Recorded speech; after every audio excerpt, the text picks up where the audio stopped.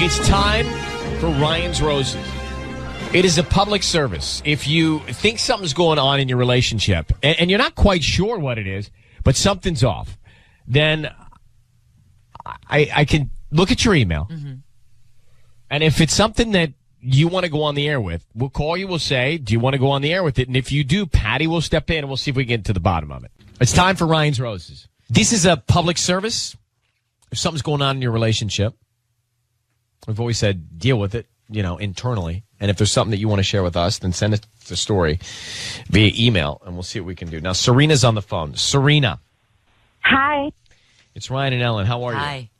Hi, good. How are you guys? Everything's good over here. Can I read your email?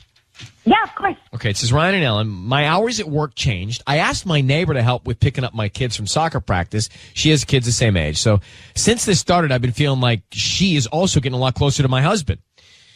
Yeah. The old man that lives 2 houses down from us actually mentioned something really random to me. He said that I should be careful of her because he's seen her at my house when I'm at work.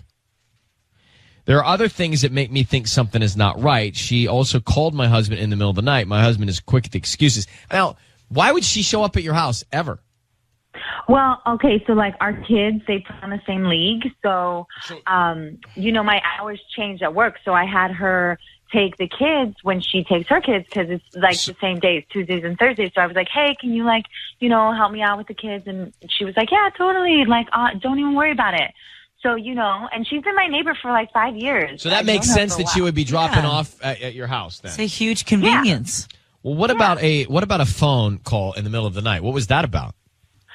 So basically, I didn't say anything at the time because I was all sleepy and, it woke me up. And I was just like, why is she calling him? Why isn't she calling me? You know what I mean? She has my number. And why the middle of the night? So basically, she got locked out. She said that Robert, her husband, he wasn't answering the phone. And so, she didn't have anyone to call. And so she just called me that. And I was just like, okay, so random, so weird. Why? I don't like that. That to me is the gun that smokes. Yep. That part I don't like at all. It's so weird that she would call in the middle of the night. How many kids and what ages do you have? So I have 2 kids, 2 boys, 6 and 8. And she has 2 boys, same age, 6 and 8. Okay. So we're exactly the same. You know what I mean? We do a lot of things together. It's the same league. Everyone goes to soccer practice together. We've been on the same team. She lives right next door to me. It's just But Serena, do you trust her? No. I don't want to think badly, but I have this feeling. I don't know. You know what I mean? I don't know. I'm something's going on, and I don't really appreciate not knowing. What's the deal with her husband, Robert? Are things okay with him? Everyone has their issues.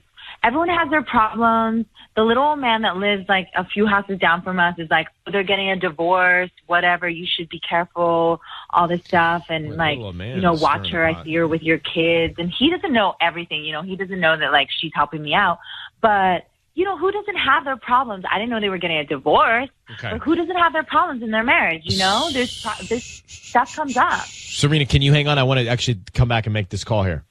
Sure. Okay. Serena has said that her work schedule changed, and she asked her neighbor to help to that.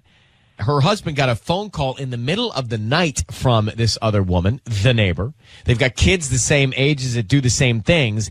And you think something might be going on with your husband and this other woman who is married, but you guys have kids of the same age that are into the same things. Yeah, exactly. And the thing is I don't know. I don't really know. She doesn't talk to me too much about what's going on with her and Robert, but it's just weird. They're hanging out a little too much, and I don't want to be, in the dark. What's going on? I should know. Okay, we're going to make the call now. Patty's going to come in. I just need you to say, Ryan, you have my permission to call, and then whatever your husband's name is on Kiss FM. Ryan, you have my permission to call on Kiss FM. Okay. Patty's going to offer him some roses, and we want to find out who he sends them to and what he puts on the card as well, all right? Okay. Good luck, Serena. Here we go. Mm-hmm. Thank you.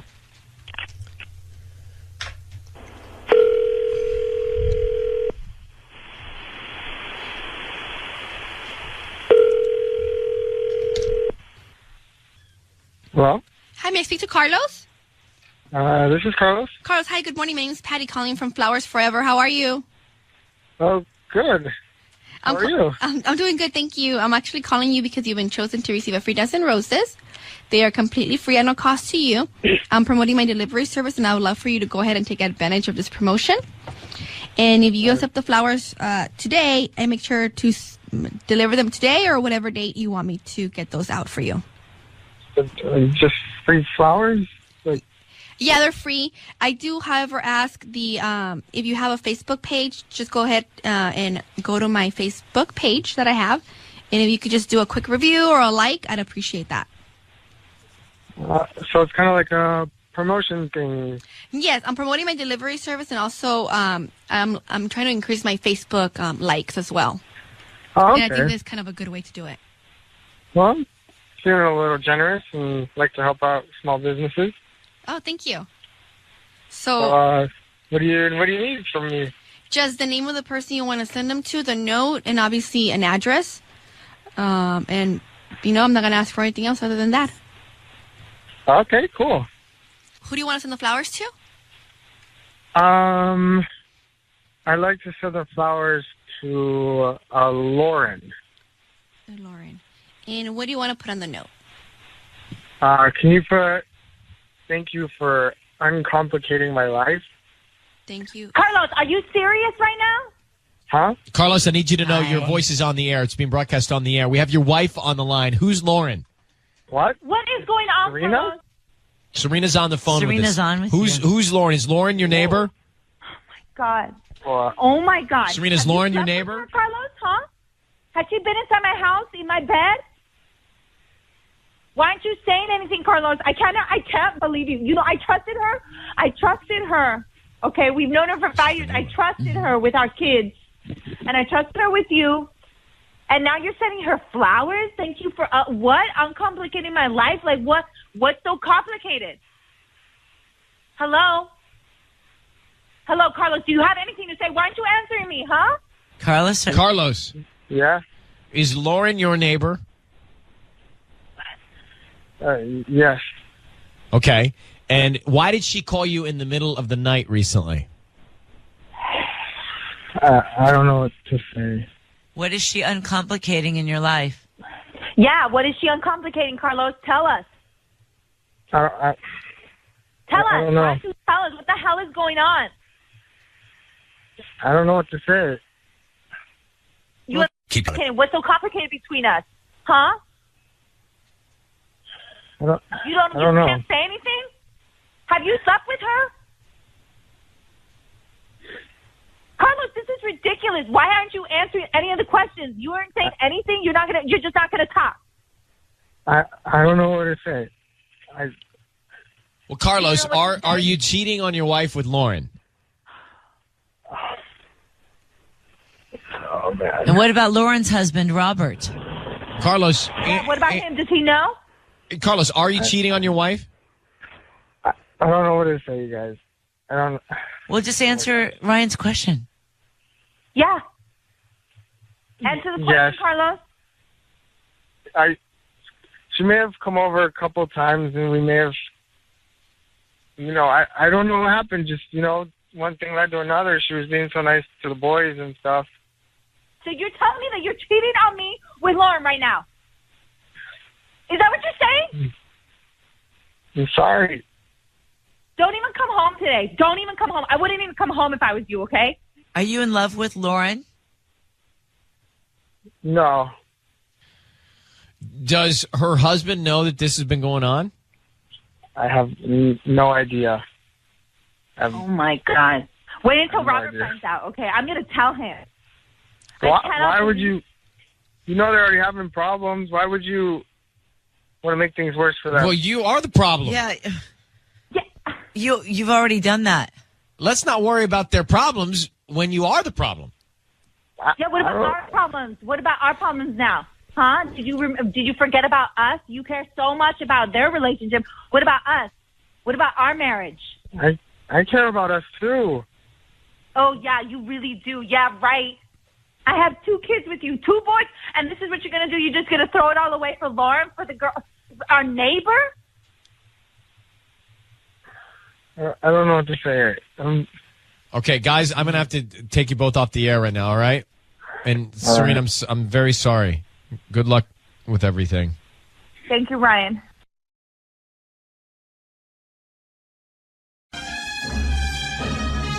Ryan's Roses. It's a public service. As a last resort, if something is going on in a relationship and you can't get to the bottom of it, then feel free to send us a story via email. This one, I will tell you now, is a little unconventional, so you're going to want to follow along. And if you are where you need to be, don't forget, you can grab us on iHeartRadio by getting the iHeartRadio app at the App Store and then never miss a beat.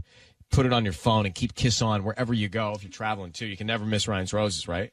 Right. So this says, Ryan and Ellen, my daughter has been in so much pain for many weeks now, and it's all because of her husband.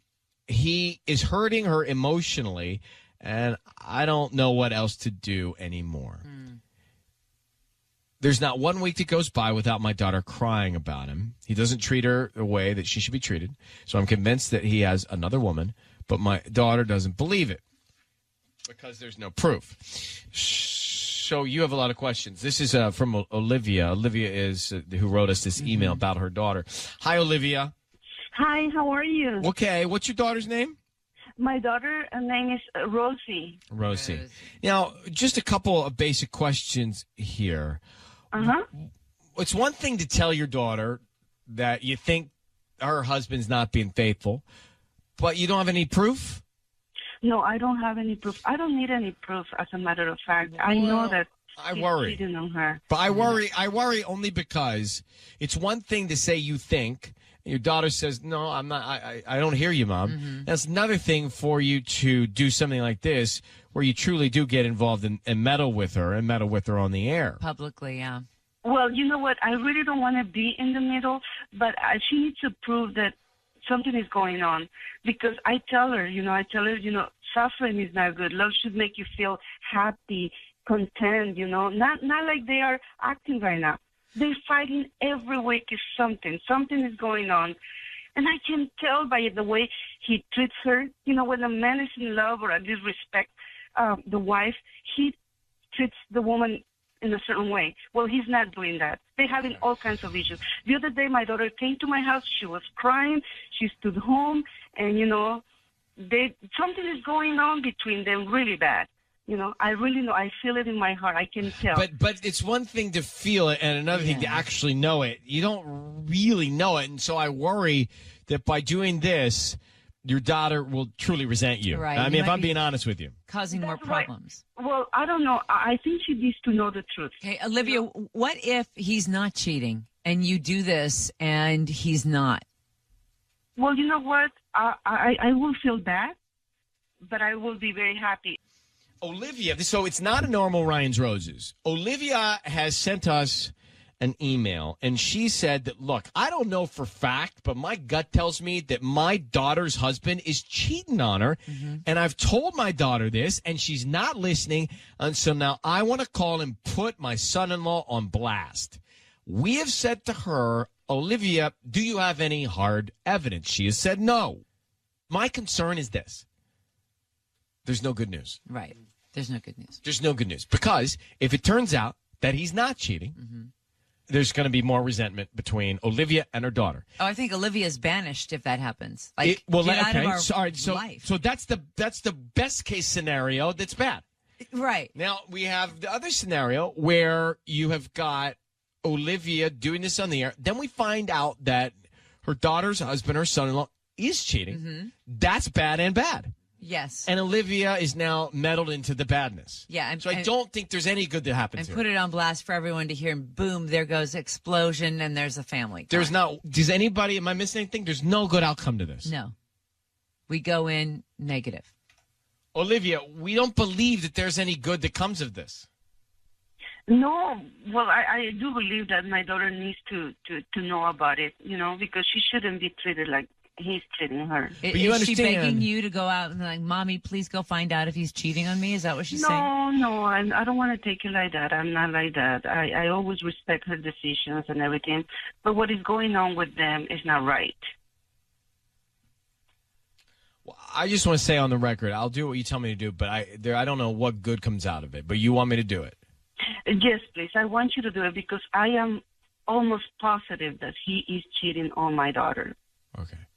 Can we just please make this agreement? If he decides to send the roses to your daughter, can we just not tell him and just go our separate ways? Yes, I think you should do that because I really don't want a big issue. I just want to clarify what's going on. Can we do that? Can we agree to that? Okay. Olivia, I need you to say, Ryan, you have my permission to call, and then whatever your daughter's husband's name is on Kiss FM. Okay, I give you my permission to call my daughter Rosie's husband. His name is...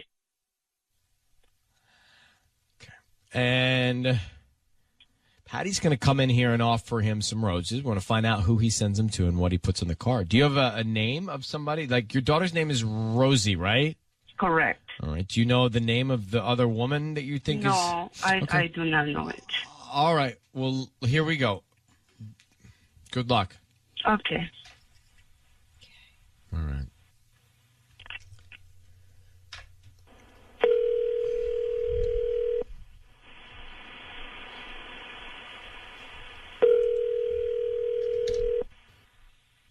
Hello? Hi, may I speak to Steve? Yes, speaking. Hi, good morning, Steve. My name is Patty, and I'm calling from Blossoms and Company. How are you? Good. Good morning. Good morning. How are you? I'm doing good, thank you. I'm actually calling you because you've been chosen to receive a free dozen roses. They are completely free, and you can send them to whoever you want this morning. I don't need any information from you. All I do ask is for you to go to my Facebook or my Yelp page and just write a quick review based on the service that I will provide for you today. Wow, that's nice. Really, that's all I have to do. Yeah, I don't need a credit card number or a billing address, just the name of the person you want to send them to. Let me know which bouquet you'd like and the address, and they're on their way today. Okay, yeah, sounds great. Just let me know. Let's start with the bouquet. Make sure that I have it in stock. What would you like? Would you like thinking of you, love you, get well soon, or thank you? Love you. So an I love you bouquet. Hold on, let me check if I have it. Okay, I do have it. So who do you want to send it to? I want to send the bouquet of roses to Sierra. How do you spell that? S-I-E-R-R-A.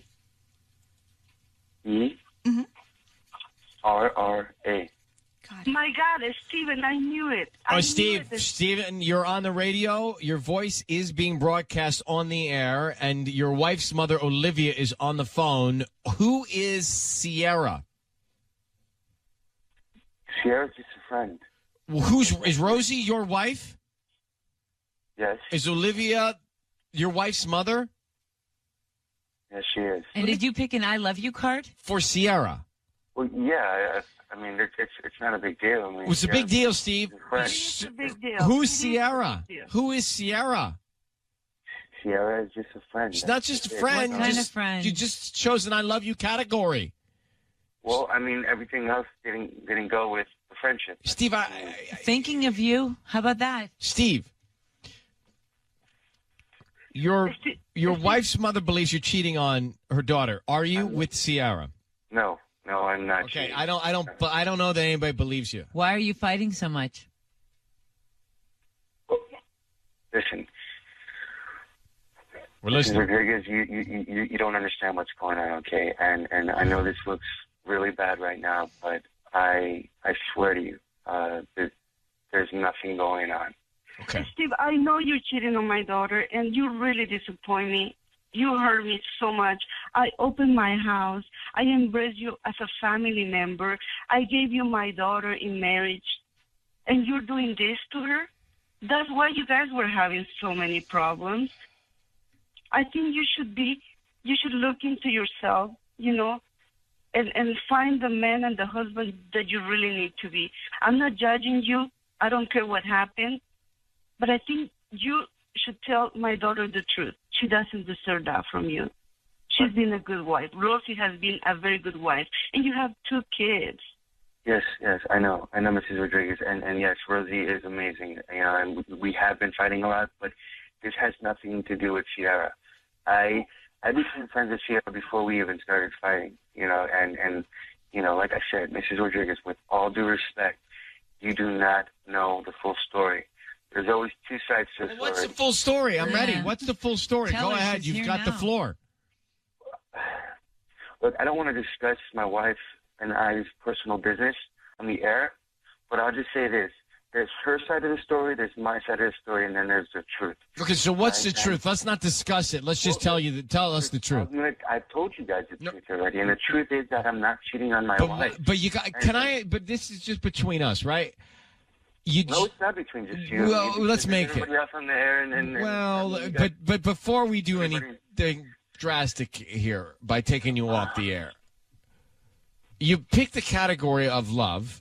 You had the opportunity to send flowers to your wife. You sent them to Sierra, whom you've known for a long time. Your mother-in-law thinks that you're cheating. I don't understand what could be going on that is the real story here.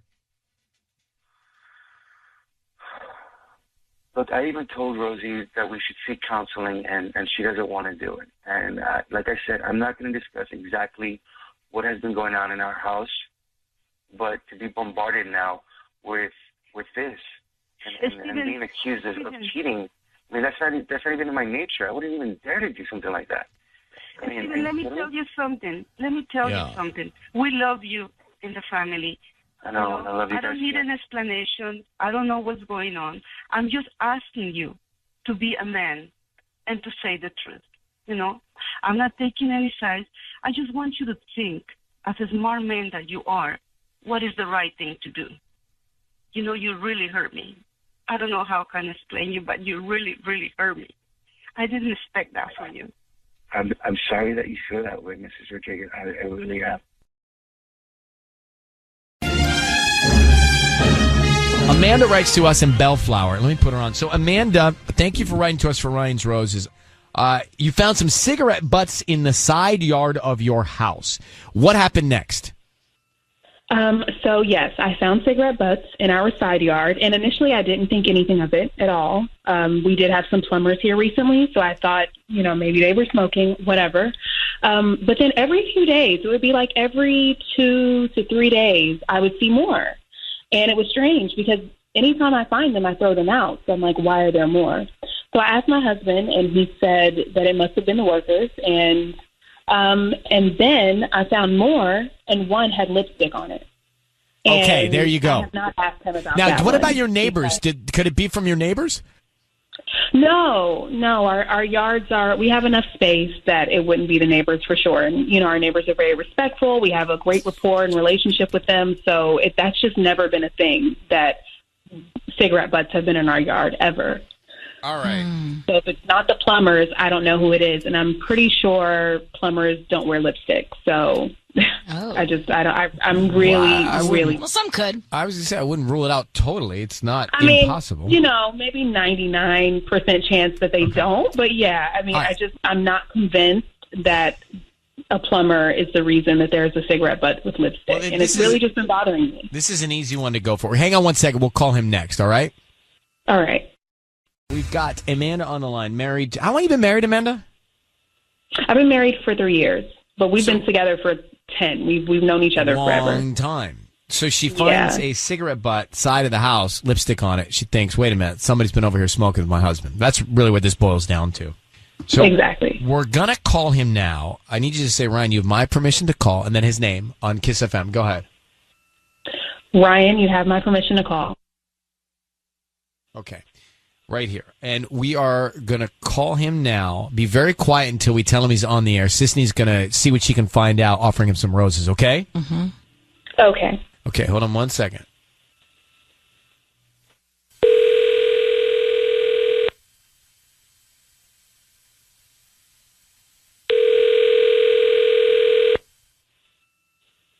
Hello? Hi, can I speak to Craig, please? Yeah, speaking. Hi, my name is Brittany. I'm calling from BB's Blooms. How are you doing this morning? I'm doing great. What is BB's Blooms? We're a flower shop. We're actually located here in Bellflower, and we're trying to promote our delivery services. So what we do is about once a month we pick somebody at random to send out free roses to. And today you've been selected. It's a dozen red roses that you can send to anybody that you'd like. They're absolutely free. Really? That's interesting. Do a lot of people take you up on this? Yeah. Okay.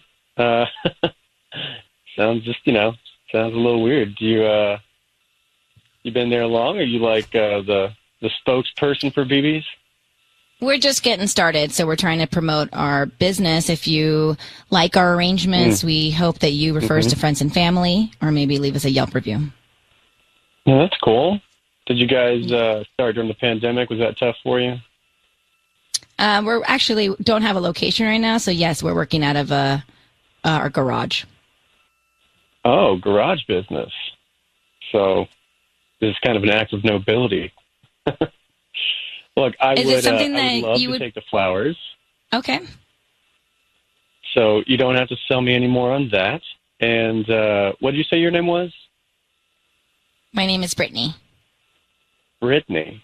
Well, I would like to send them to you with a note that says, you have a very sexy voice. That's random. What do you think about that? Okay, the two of you are weird sounding, both of you right now. Craig, your voice is being broadcast on the radio. I have your wife, Amanda, on the line. Clearly, you are onto something here. Can we tell you what? And sis, I'm freaked out by both of y'all. What did I do? Well, I'll tell you in a second. What? Craig, your voice is being broadcast on the radio. I have your wife, Amanda, here on the line. So she thinks that there's something going on with you and another woman. She found cigarette butts in your yard with lipstick on the cigarette butts. Can you explain to your wife what's going on and why she shouldn't have any doubt? This is obviously a scam. All right? Well, I mean, clearly you knew. You knew. I could tell. Calls for flowers. Come on. No, you were onto something. Fine, Craig. Good. I got it. Very clever. You were onto something from the beginning. But are you cheating on your wife? She found lipstick on cigarettes in your yard. Whoa. Look. Yeah. On the radio, you're asking me if I'm cheating on my wife? Do I need to lawyer up here? And I mean, I feel like I'm being cross-examined. You are disgusting. First of all, the way you just flirted with Brittany was that was absolutely unacceptable. I was messing with her. It was obviously fake. Oh, yeah, that's really a good one. Come on. I do think he was. Sure. I don't think he was genuine when he was saying that to Sissany or Brittany. No, come on, that was obvious. I agree with you, Craig. However, forget about that. Your wife thinks you're cheating on her, and she found cigarettes with lipstick on with the smoke. I know, but Amanda, I don't smell my clothes, smell my car. I don't smoke. Who was over the smoke? It was the workers. The workers. We had workers in and out for a week. Craig, I never asked you, did you smoke? I know you don't smoke. So the fact that you're getting defensive and worried about me thinking that you smoke, I didn't say that. I want to know where the cigarette butt was radio for this nonsense. Right, but you're Craig. Just calm it down. Hold, take a beat. Are you cheating on your wife? And if so, tell her. Absolutely not. And as far as the lipstick goes, maybe one of them was a woman. Is that so hard to believe in 2021 that a female? Oh, it's not hard to believe at all. Manual labor. Okay, then. No, it's not. Okay, now you're being defensive too. You come with red lipstick to do plumbing. Listen, what? She can't feel sexy at work? Okay, Craig, you're very defensive. Amanda, I don't know. We're not going to be able to pinpoint all the workers that have been in and out in this call, but here's my takeaway. He was on to this at the beginning. Right. He is very defensive. You need to go with your gut, and you guys need to have a conversation together. Craig, I'm going to let you go. And Amanda, best I can tell is that I don't think you're so wrong on this, but I think you need to be in person with him from this point, okay? Yeah, I really don't feel good about this. I understand. Good luck. All right. Thank you very much for reaching out to us. We'll come back to everything here. You were talking about green lights earlier. Green lights, not red flags, green lights. Or green flags. Green flags. Green flags. Green flags. We do not focus enough on the positive of relationships here. We just don't. And part of it is Ryan's Roses. Okay. I think that we don't, right? It's always, not always, most of the time, it's not great. And so we end up focusing on the red flags and the negative, hence this conversation. So I'm not thinking we need to not do Ryan's Roses. I'm saying maybe we should focus more on green flags every once in a while. I like that term, green flags, not red flags. Me too. Anyway, so this guy, Craig, he's married, and his wife found cigarette butts in the backyard, side yard, really, to their house. And on the cigarettes, there was lipstick. He says it was workers coming in and out. She says, I find that hard to believe. We didn't find out. But from the beginning, he was on to us. Yes. He was on to either us as Ryan's Roses, or he was on to the fact that it was a setup for him. Yeah, he was feeling like it was a scam from the get-go. But then you started getting sketch. You started acting a little worried, which made him, I think, more confident in knowing he was onto something. Like, how so? I think you were just tiptoeing with your responses. Like, you were weirded out by him knowing he was onto you. I was, yeah, I mean, I had to think quick, and I wasn't expecting him to just... But normally you are so, like, right on it. This one, you kind of, like, laid back. I feel like you were weirded out by him. I was so weirded out. He sounded like a serial killer. No, I could tell. You had that kind of look on your face. I know. You had that kind of look on your face. Like, I don't really want to answer you at all because I think you are not a good... A scary person. Yeah, that thing. Mm-hmm, mm-hmm, mm-hmm. And the flower shop out of your garage. I mean, I knew you were spinning when you said that. Well, because if he was going to say, where's your location, then it was going to get into this whole other rabbit hole. So I was going to... Well, by the way, if you think he's a serial killer, you're going to say you're working out of your house? Well, I'm not going to give him the address. I'd have thrown out Riverside County and you live in L.A. County. Throw something way out there. Oh, man. I had to think quick.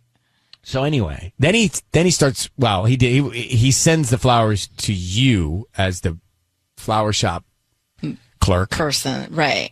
But I didn't believe that. And then he gets real weird. That was creepy. Actually, I knew he was trying to, like, call you out, but it was creepy. I know. I really didn't know what to respond with. I was like, Ryan, come in now. No, I didn't want to come in. I didn't want that guy coming after me. Thank you. Thank you. Callie, what'd you take away? We're freaked out by him. I think he's lying. He clearly had an answer ready. Cigarettes don't just appear like that with lipstick. No, he's a liar. All right, then that's settled. I don't think that one. Yeah, there's not a validity there, and just strangeness. That's all I can say. Strange vibes.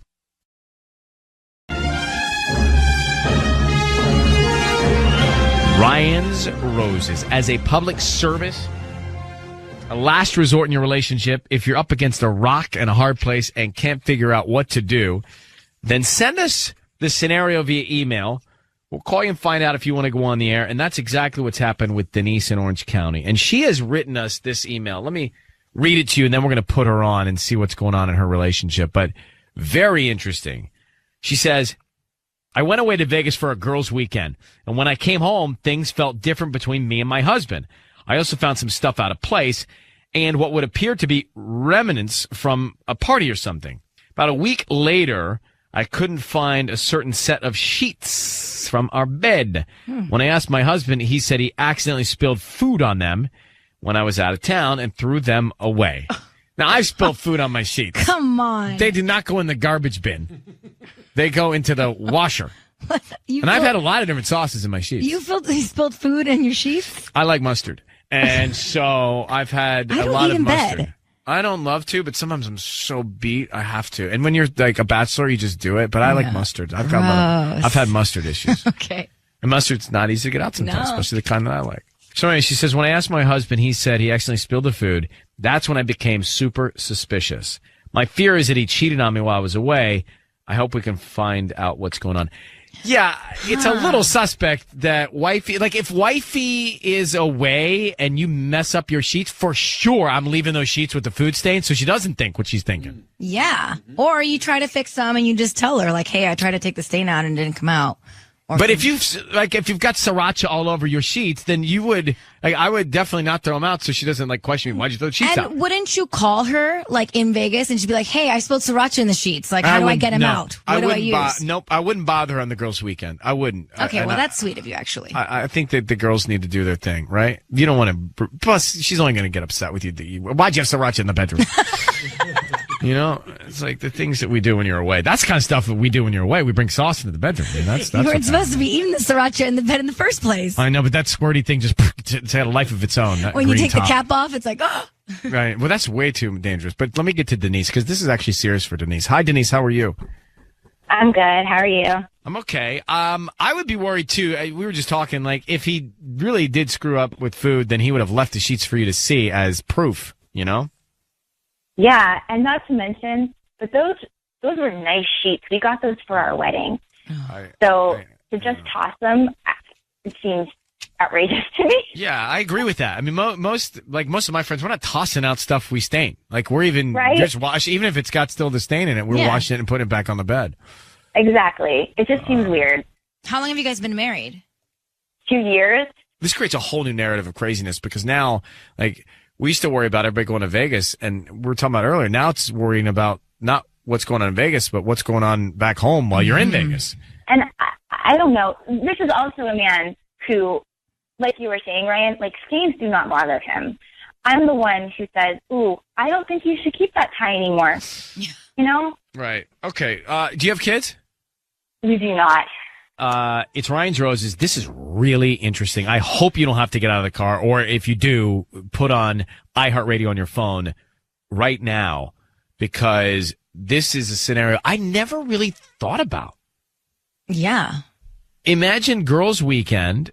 You go with your girlfriends to Vegas. Normally, naturally, you'd be worrying as the guy, well, what's going on in Vegas? However, it's the reverse of that. She's in Vegas. He may be messing around while she's gone. So it's not, hey, what's happening in Vegas?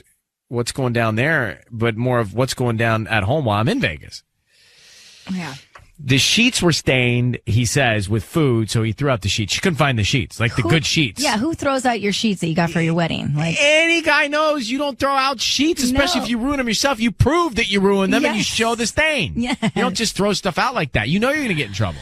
So I think why was it so bad that he threw them out? Like, that is a whole suspect. other... Well, clearly he was... Well, not clearly, but she thinks clearly he was with somebody else, and that's why he did it. So let's find out. I'm going to have you offer the roses here. Denise, I need you to say, Ryan, you have my permission to call, and then whatever your husband's name is on Kiss FM. You have my permission to call my husband on Kiss FM. Okay, we're going to do that. Sissy's going to offer him some roses, and we want to find out who he sends them to. We're also going to find out what he writes on the card, okay? Okay. So be very quiet. Here we go. Sissy, good luck. Okay, good luck, Denise.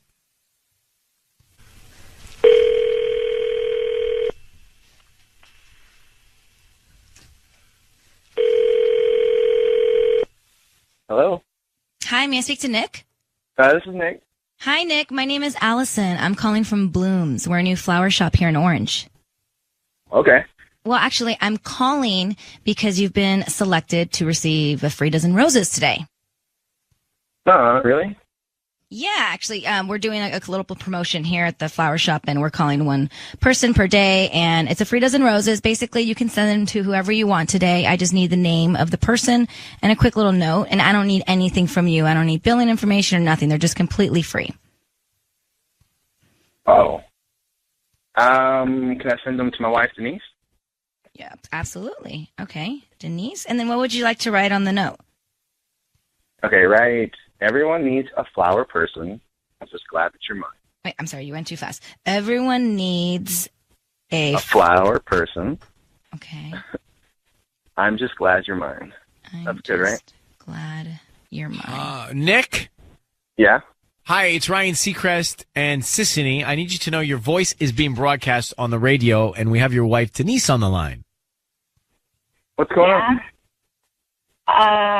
What's going on is the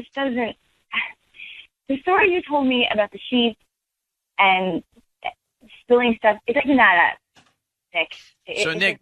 Nick, let me tell you, here's the thing. She reached out to us because she said she was in Vegas with her girlfriends and you were home by yourself. And when she got back, you had some story about staining the sheets, these nice sheets you got from your wedding in your bedroom with food. Yeah. And she, honestly, it made her worried that maybe that's not the real story and that there may be something else that happened with those sheets, and that's why you threw them out. And I have to admit, I don't think she's so wrong by being so suspect, because it's a little weird that you would stain your sheets and then just with food and then just throw them out, especially if they're nice sheets. Right. I mean, she's right. No, I lied. Okay, baby. No, it's not what you think, I promise. No, it's not. Okay, I told you I have friends over, right? So some guys came over. Two of the guys brought some girls over. One of the guys, before I knew what was going on, took one of the girls into our room and did some stuff. And then I figured out what was going on. I threw a big fit, and stuff didn't go right. I threw the sheets away. Oh, my God. Oh, gross. That's what happened.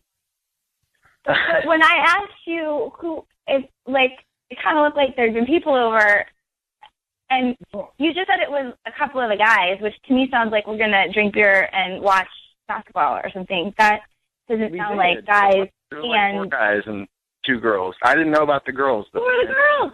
Who is bringing rando girls into our home? And oh my God. That's not okay. Yeah, I don't think, but Nick, this is not good either. I mean, so you're saying it wasn't you that messed up your sheets, but some random girls who were with some buddies of yours go into your bedroom and mess them up and you throw them out? I mean, that's disgusting. I didn't know that they went into my bedroom, though. I mean, how big is the place? How did you not, where'd they go? I mean, everybody, how many people were over, you know? Right? Because, like, in college, you can get away with that when you're like, oh, somebody ran off to our room and I didn't. Well, our place is a 2-bedroom apartment. It's not that big. Like, I don't understand how you didn't. Yeah, Nick, it's not great, Nick. That's why I threw the sheets away in front of everybody. When I found out what was going on, I stormed in there and said, hell out, come on, quit. Well, why did you even let the random people come over and hang out? Well, 2 of them weren't random, and the other ones were kind of random, and then everybody didn't show up at the same time, and by the time everybody was there, I was drinking pretty good, so...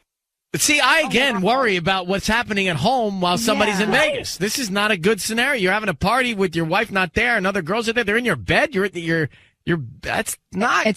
It's not good. Not good. Not to mention that you're the one who was like, "Yeah, babe, you should totally go." Denise, do you believe Nick that he didn't have another woman in your bed himself? I want to believe. All right, so let's say you do. Now, we have to penalize him for this is disgusting. Yeah. Having people in your room that you don't know that do whatever they do so much that they ruin the sheets, he's got to throw them out. That's a real violation. It is. This bad judgment. Bad judgment. It just feels like that's our home. That's our bed. I don't know. All right. Yeah. So forget the sheets. The whole bed is tainted. Ugh. Yeah. I know. I screwed up, and that's why I didn't tell you, and I tried to hide it, and now... Why don't we figure out where we go from here? All right, Nick, we're going to let you go. Denise, I still worry about your husband's judgment when you're away. I think that's something you got to talk to him about, because what he just told us doesn't make me feel... Weirdly, he didn't... Okay, so let's say he didn't cheat. Still doesn't make me feel great. I don't have great peace of mind after that. It doesn't make me feel good either. It just... I mean, I'm glad he... There's not a lot of gladness. He's just not making the right decisions. Okay. All right. Yeah. Well, good luck. Go ahead and address it with him and see what you can find out. Thanks for reaching out to us. Thank you, guys. Okay. Bye. Hey, can we talk about his card? His card? Oh, yeah. Yeah. I know. Everyone needs a flower. Or a flower person. I'm just glad you're mine. Yeah. What was that? I don't know. And I am sorry.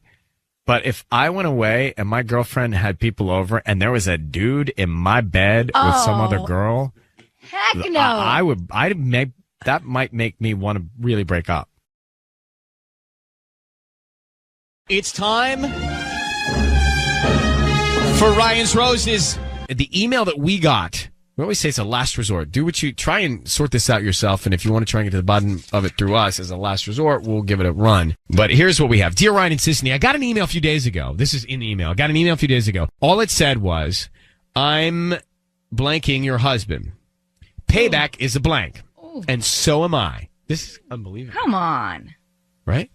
She says, I have no idea who it may be from. I have not told my husband about this because I know what he is going to say.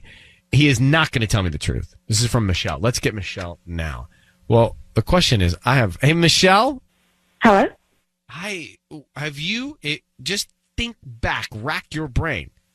Mm-hmm. Have you done anything to anyone that would cause this kind of reaction? I don't think so. Well, it says payback is a blank. So somebody is apparently reacting to something you did. I mean, you can't think of anything. I can't. I mean, I just a few more things. Do you think this is a hoax? It could be. Yeah, I mean, it could be. Well, how's your husband been acting? Yeah, is there any sign of cheating?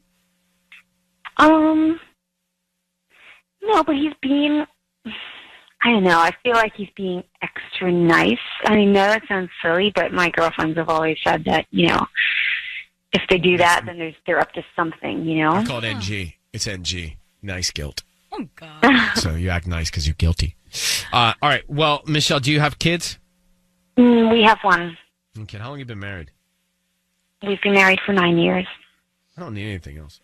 I really don't. I'm going to have you hold on for a second. I don't need anything else, do you? No, I'm going to go. Let's call next. This is crazy. This is crazy if this is true. So Michelle gets an email from another woman saying, hey, I'm blanking your husband because I'm paying you back for what you did. And she can't think of anything she did to anybody to cause this. Now, clearly somebody doesn't like Michelle. Yeah. But we're going to call your husband and see what we can do. We don't have a name. This is just an anonymous email Michelle got. So, Michelle, I need you to say, Ryan, you have my permission to call, and then what your husband's name is on Kiss FM. Go ahead. Ryan, you have my permission to call on Kiss FM. All right. We are going to call him. We are going to offer him some roses. All we're going to do is find out who he sends them to. And then if he writes any sort of specific message on the card. Now, let me ask you a question, Michelle. Let's say that this is real, and there is a woman that wanted to get back at you, and she went after your husband, and your husband did it. Do you stay with him? Oh, gosh. I've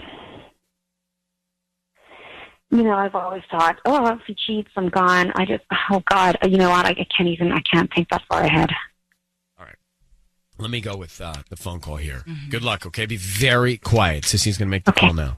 Okay.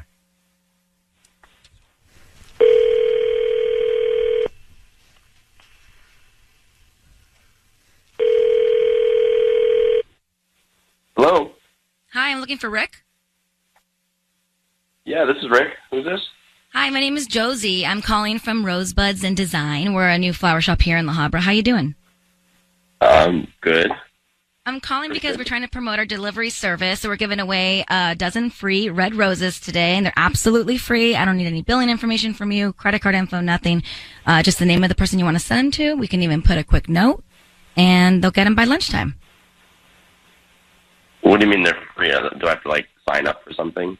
No, we just hope that whoever receives them likes them and then, spreads the word. We're fairly new here. Kind of, where that Dollar Tree is on Harbor Boulevard? Yeah. We're in that area. Okay. All right. And you're sure it's absolutely free? I mean, I know how. I don't need any credit card info, nothing from you. Just we can start with the name of the person you want to send them to. Oh, okay, cool. Yeah, I'd like to send them to Erica, Erika. Okay. Cute. Who's that? What? Oh, it's just Erica? Hello?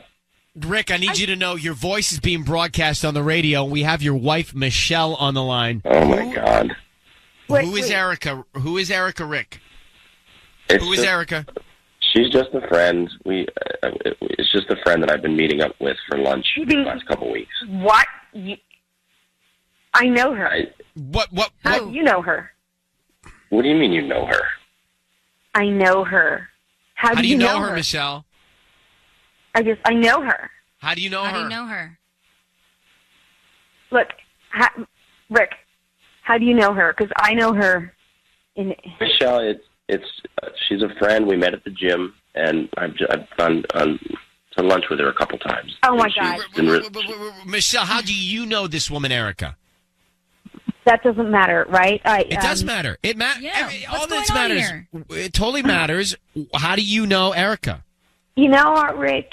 You're an idiot. She's just doing this to get back at me for something. She doesn't love you. Michelle, you just told me that you couldn't think of anything that somebody want to get back at you for, and now you have thought of something? Well... Yeah, what do you mean? What do you mean she wants to get back at you? How do you know Erica? I'm with them on this. How do you know her, okay? Look at you, your roses. What does that mean? You're embarrassing yourself, Rick. You're embarrassing yourself. I'm so confused. How do you know her? What do you mean? You're confused, and you're the one sending her roses? I caught you. Michelle, how do you know Erica? I know her, okay? Oh, why can't you answer that? So Erica, then, I'm going to read this email. So, Rick, Erica, I guess, sent this email to your wife, and it says, I'm blanking your husband. Payback is a blank, and so am I. Does that sound like Erica, Rick? I mean, no, it doesn't. I don't know why she. And are you not only having lunch with Erica, but having more than just lunch? I mean, I'm not going to say it on the air, but I mean, so we'd say yes. Otherwise, you'd say no. We met for dinner once. So you've had lunch and dinner, and have you had anything else with Erica? Not what she's saying in that email. No. So yeah, you are. I know her. How do you know her? What does that mean? Why can't you tell us? I know what you've been doing. Michelle, why can't you tell us how you met her? I'm not talking about this. Well, then fine. Neither am I. Rick, you're doing wrong things. You're doing not good things with Erica. That's clear. Lunch and dinner, not okay. You're hiding it from your wife. Your wife has an issue with Erica. Erica obviously sent this email to your wife.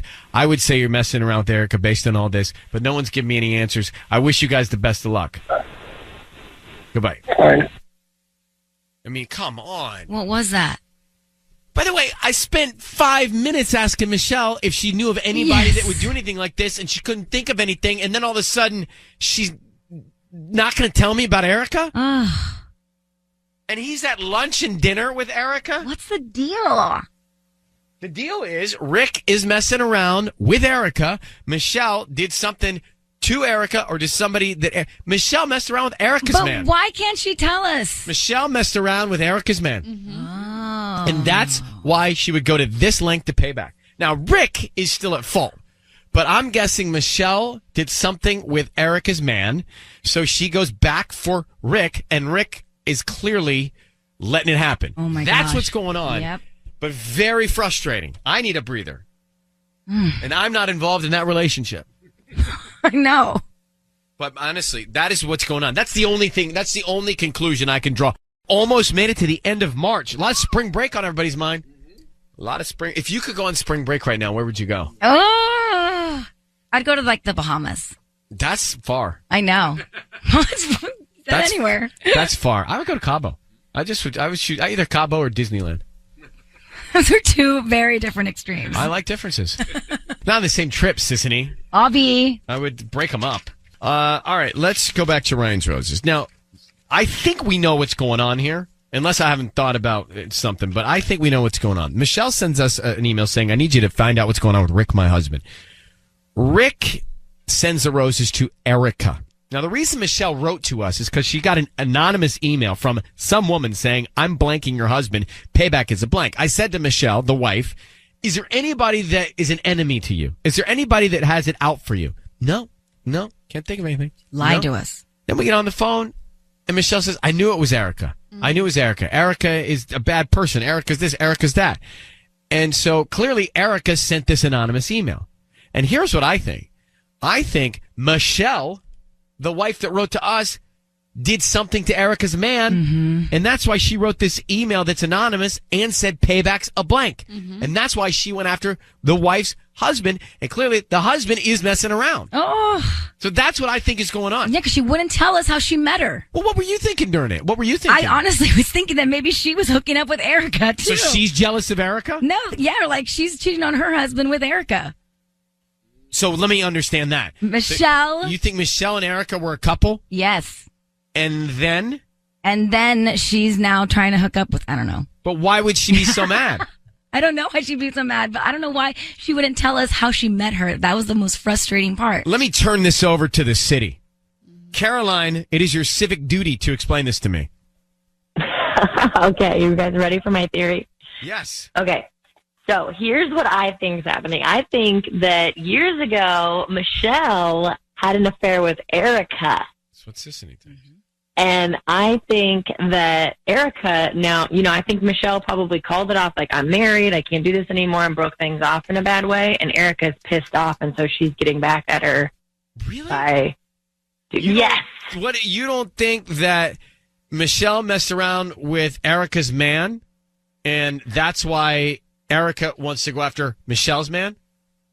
I mean, it could be, but I think that she doesn't want to say. I mean, like, she didn't want to reveal anything. And yeah, she could have not wanted to reveal because she didn't want to say that she cheated on her husband. But I think she's got some interest in the females, and she doesn't want to talk to her husband about it. It sounded like she had a history with Erica.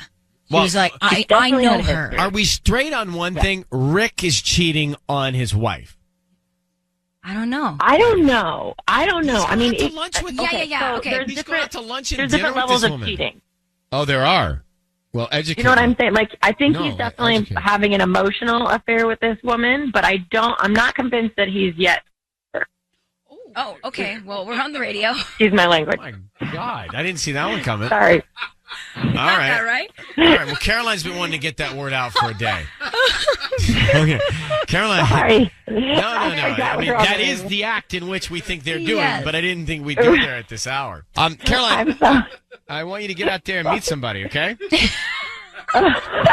Sorry. No, it's okay. It's our job to endure these things. You take care. Okay, thanks. Wow. I mean, she said that like she was in the market for it. Totally. I want to come back to what she said, that there are different levels of cheating, because I'd like to table that and come back to it. Kayla, can you hang on for 1 second? Sure. All right, let's take a 60-second timeout. Come back with Kayla. She has a theory here on what's going on. Okay, Ryan's Roses, back to it, and then let's wrap it up. By the way, based on the email that Erica wrote Michelle, she's not shy. So, Erica, if you're hearing all this, call us and clear it up. Yes. Minutes have gone by, so let me just recap this. Michelle is married to Rick. Rick sent the roses to Erica. Erica sent an anonymous email to Michelle saying, I'm blanking your husband. Payback is a blank. We're trying to, Rick, I think, is cheating with Erica. We're trying to figure out, why did Erica pursue Rick? Why did Erica write this email to Michelle? You follow me on that? Right. Trying to break it down simply. And then we had a call that said, well, I mean, look, he went to lunch and dinner. There are different levels of cheating. That's not cheating yet. Are there different levels of cheating, Tanya? Yes. What?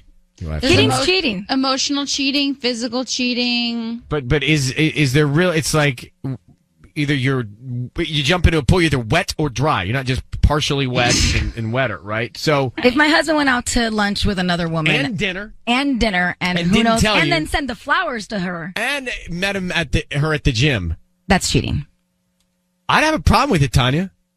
Well, I'm not saying you can't have a problem with both. I'm just saying there's different levels. It's almost like, you know how when you're painting and you get like all the different shades of blue? It's all blue, but there's different shades. You talking about the show? No, you can use any color. J-Lo stars. You can use any color. All right, let me grab 50 Kayla. Shades of Grey. 50 Shades of Blue, 50 Shades of Gray, 50 Shades of Time. Time, what are you working on so feverishly over there on your computer? Maybe you want to watch the show? Sorry, I'm looking up zodiac sign stuff. So someone asked me, what is Tanya's job? That's it. She looks up zodiac sign stuff during the show. Kayla, you're on with us. Go ahead. Hey, I totally agree with you. I think that she is totally messing around with Erica's man, or was, or maybe still is. And that's why she so viciously went after Michelle's guy, right? I mean, you think that Michelle, who wrote to us, messed around with Erica's man, and that's how this all started. Yes. It's only thing that makes sense to me. Yeah. All right, we are going to move on to something really good, and something really happy, and something warmer. Okay.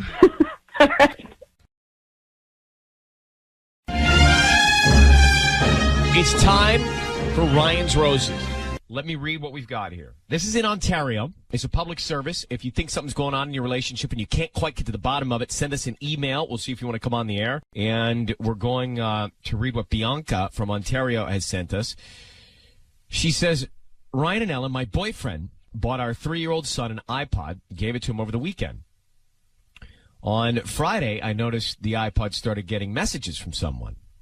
It only showed their number, saying, I miss you, can we talk? Then I realized that my boyfriend had set up his account on the iPod, and all of his text messages were popping up. I called that number, got nothing, just go to voicemail. I asked him, and he said he didn't know whose number it is, and was very surprised that all his messages had transferred over. He claimed he had no idea who that could be and assumed it was just the wrong number. Bianca says, things like this just don't happen. I feel like this is a sign of something deeper. Wow. So let's get her on the phone. Now, that can't happen. That happened to me. It did? Yeah, it happened to me. Oh, it was someone else's number, or they got yours accidentally? It was my number, and the cloud sends your messages to everybody. Oh, okay, but it wasn't a wrong number. It really was. No, it was my messages. Yeah. Right.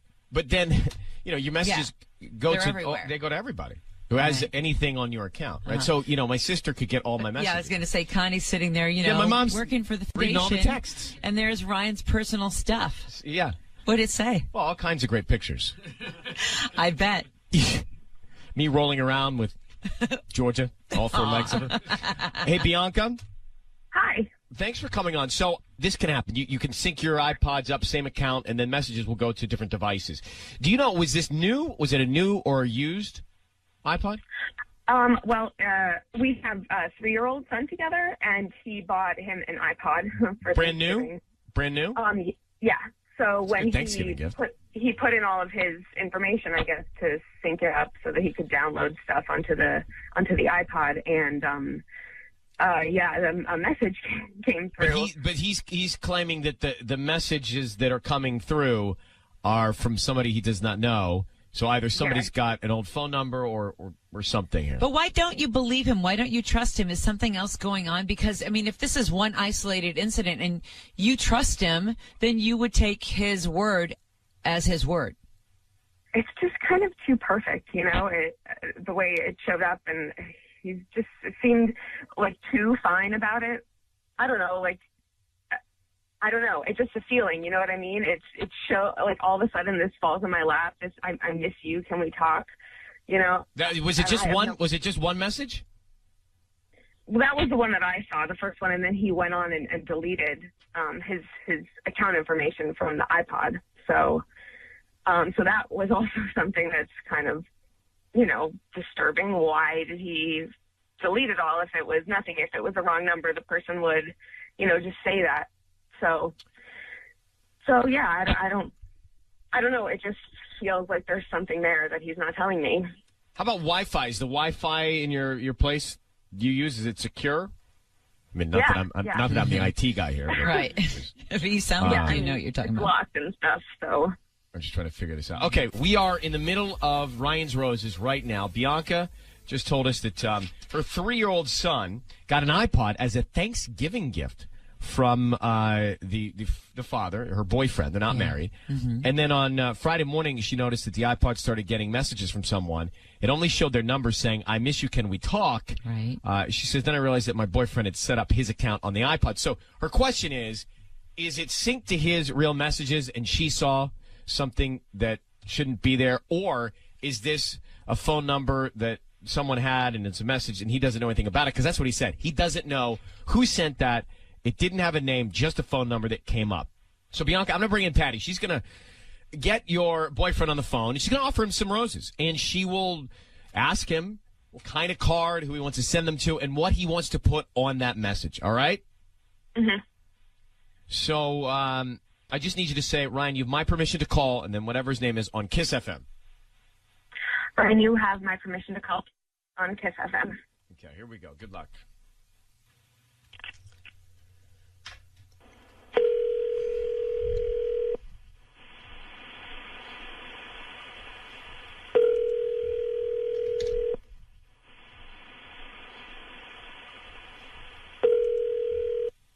Hello? Hi, may I speak to Peter? How's it going? Hi, good morning. My name's Patty. I'm calling from Bella Rose. How are you? I'm doing pretty good.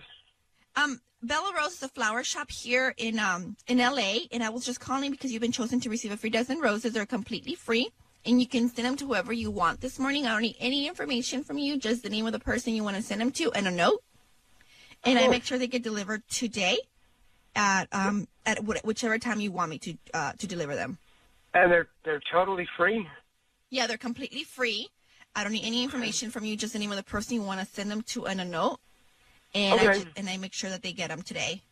Okay, cool. All right, well, can we send it to my mom? We can send them to your mom if that's what you like. I have four 4 cards here that I can offer you. For bouquets. You can choose one. I have and I love you, thinking of you, and get well soon, and I miss you. Let's go with the I love you, and can we put like a little thing that says like thanks for a great weekend? Yeah, for sure. We can put that on the card. Great. And you want that signed by you, right? Yeah, I want that signed by me and said thanks for a great weekend. I love you, Mom. And what's her name? Her name is Sandy. Her name's Sandy. Hello, Peter. Peter. Hello. Hi, it's Ryan Seacrest and Ellen Kay. Hi, Peter. Your voice is being broadcast on the radio. Need you to know that. We've got Bianca, your girlfriend, on the phone. So she was just telling us a great story about how your son got an iPod for Thanksgiving, which is a generous Thanksgiving Day gift. If you know, gift giving was Thanksgiving. Nice.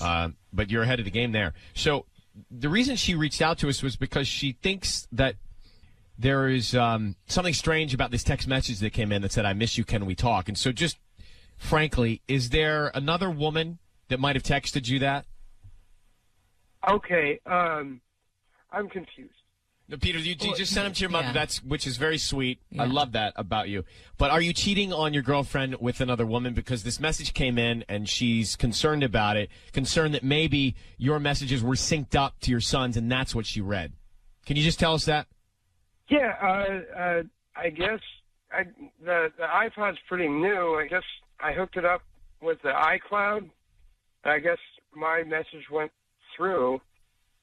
I don't know. So who was that message from? Who was the message from then? If it was for you, it was meant for you. I miss you. Can we talk? Who sent that? I don't know. Maybe an ex or something. I have no idea. So it was meant for you. I have exes. Of course, I have exes. And you still in touch with them? She texted me. There was no reply message. Oh, so you do know who it was? Well, I'm saying she is in the abstract, whoever it may be. Well, hold on, Peter. Now, I don't get that part. So you do believe you know who it was, the she, and it was an ex of yours. And what would inspire her to send "I miss you, can we talk"? Has there been a communication? All right, Bianca, what do you want to think about this? What's going on in your mind? I can't imagine who would text you that. I mean, we've been together for 6 years, so I mean. So let me ask you, after 6. Bianca, hold on. Peter, this text came in from an ex that you have not heard from in over 6 years. Hello? Hello? He's gone. Bianca, what's in your mind? Do you believe deep down in your heart he's cheating on you, or do you believe this was an honest mistake, or do you believe that this was his ex-girlfriend reaching out to him and he's not engaged in communication? I feel like he is lying. I feel like something's going on. I mean, he hasn't gotten any text messages like this from anyone. I mean, we've been together 6 years. At the beginning, I was relieved he sent the flowers to his mom, but then I feel like we caught him in a little bit of the abstract this, that, and the other in the she. So my advice to you would be to pursue this directly with him face to face, because I was about to let him go, and then he divulged information that made me more suspicious. So let's leave it at that, and I believe you need to really investigate what he said about his ex-girlfriend, okay? Okay, thank you. All right, and good luck. Wow.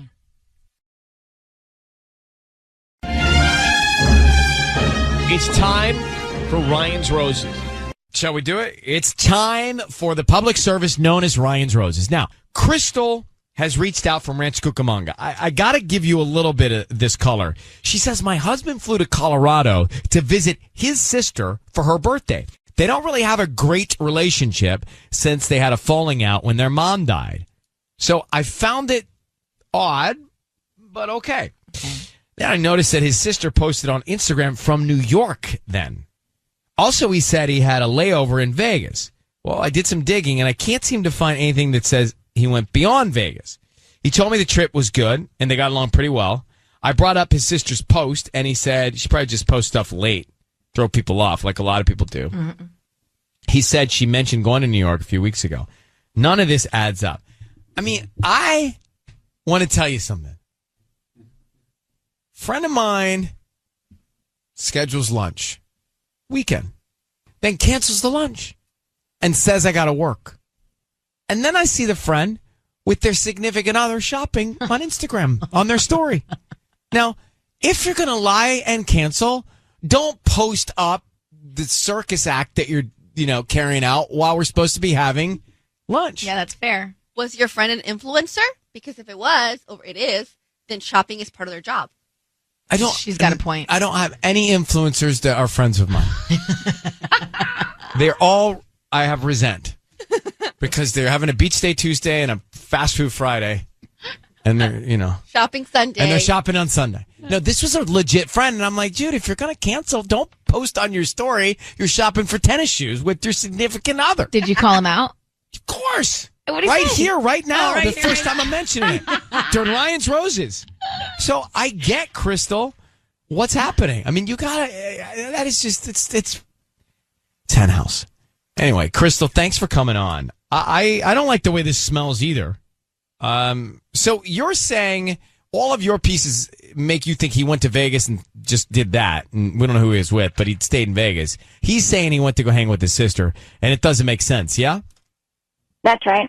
Is this the first time you've questioned your trust with your husband?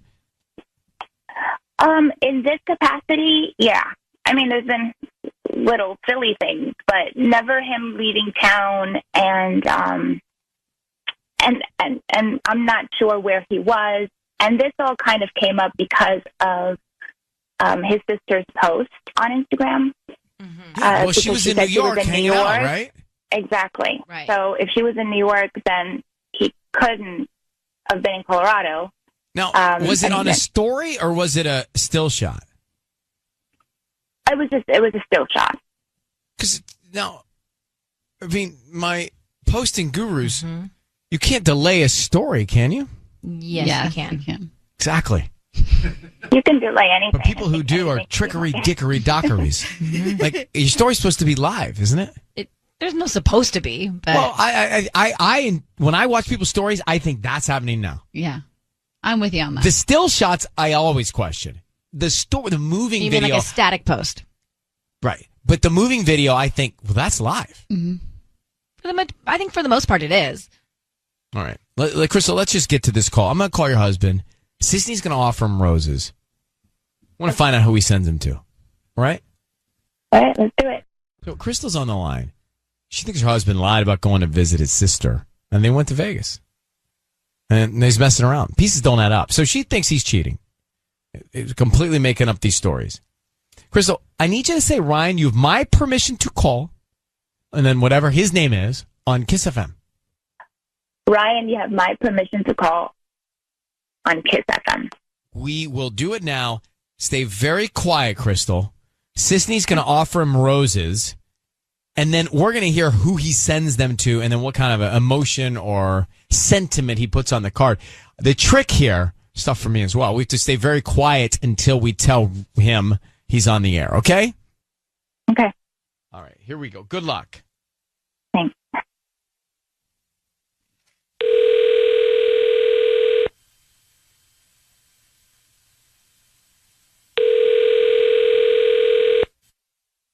Hello.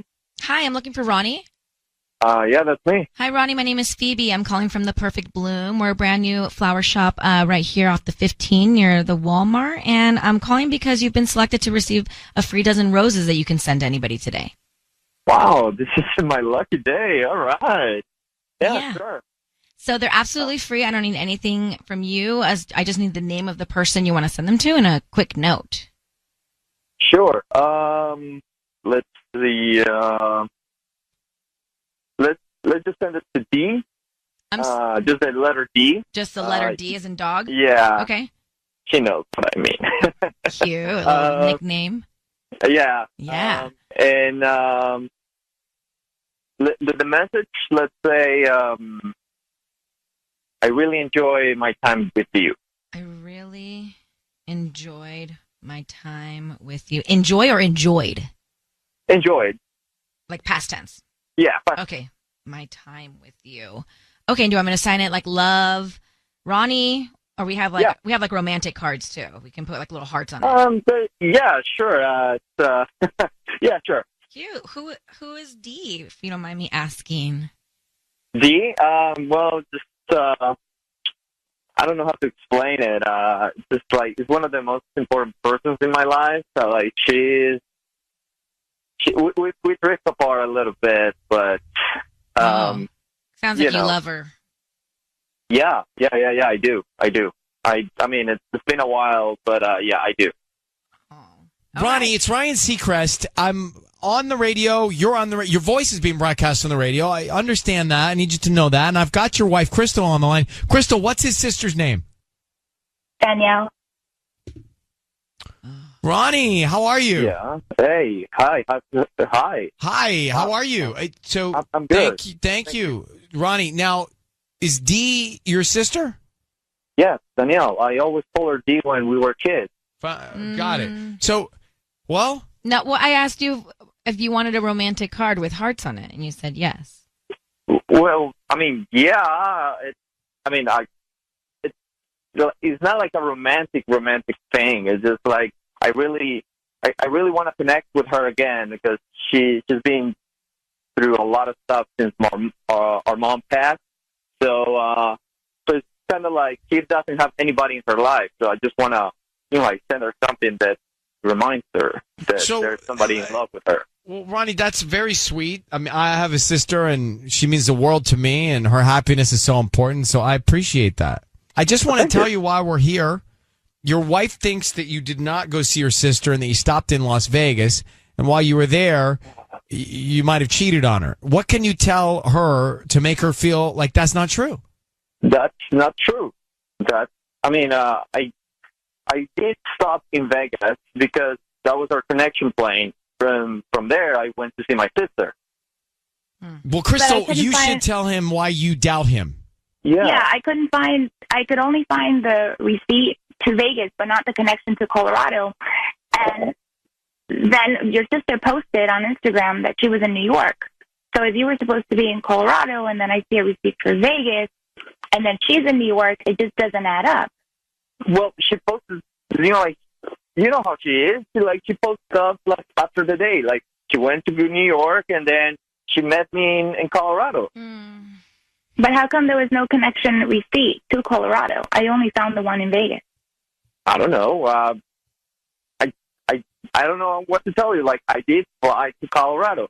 Like if there's no receipt, that I don't know. Like I boarded the plane and I got there. And I spent like a really good time with my sister. Like we were connecting again. Like, why are you doing this again? Like, well, because I think it's odd that she wouldn't post a picture of you and her on Instagram and saying if you guys were having such a good time. Instead, she posts something from New York and doesn't even mention you were there. And then there's no receipt. It just doesn't feel right. There's something missing. When she posts anything from my trip, are you going to give me a hard time because I'm not in Colorado with her? Well, if she does that, because, I'm not going to ask your sister.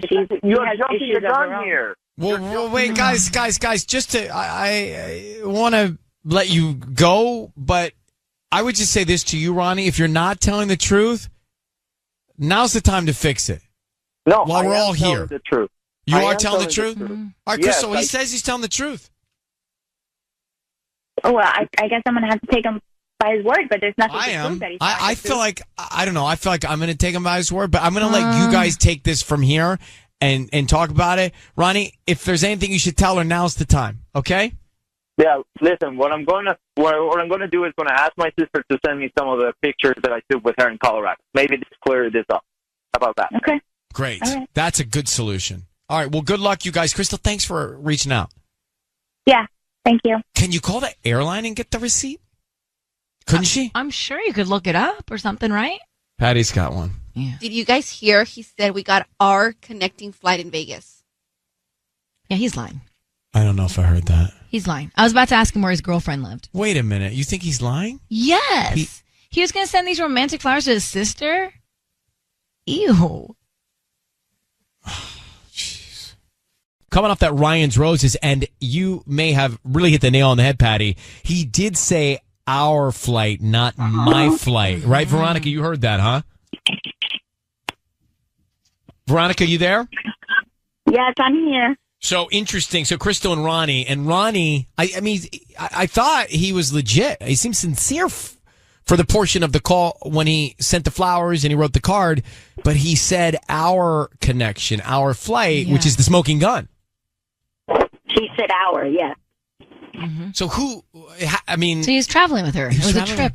He's traveling with her. And I gave him the opportunity to tell me, who is Dee to you? Who is she? He could have just said, she's my sister, but he was, she's the most important person. We've drifted apart, blah, blah. But just for a second, again, if you listened, this is me, right? I listened to him. I heard what he said. I paid attention to his tone, and I started to think he was legit. But I didn't really hear what he said. So I can be fooled by the way that they say things sometimes, not even the words that they're using. Interesting. Well, thanks for calling. Hello, is this Silmar? To whom are we speaking? Hi. What's your name? Louis. Louis, it's Ryan, Sissany, everybody here. So what did you hear on that Ryan's Roses? I think whoever he traveled with was in on it and knew that he was going to say that he was with Sister D, because he said something like, she'll know what that means when she asked for the name. Mm-hmm. Interesting. Well, look, I think that we haven't, I mean, had he not said that, I would have, I might have believed him. Yeah. But just that mere slip up makes me think that he was lying to us. He was doing a very good job.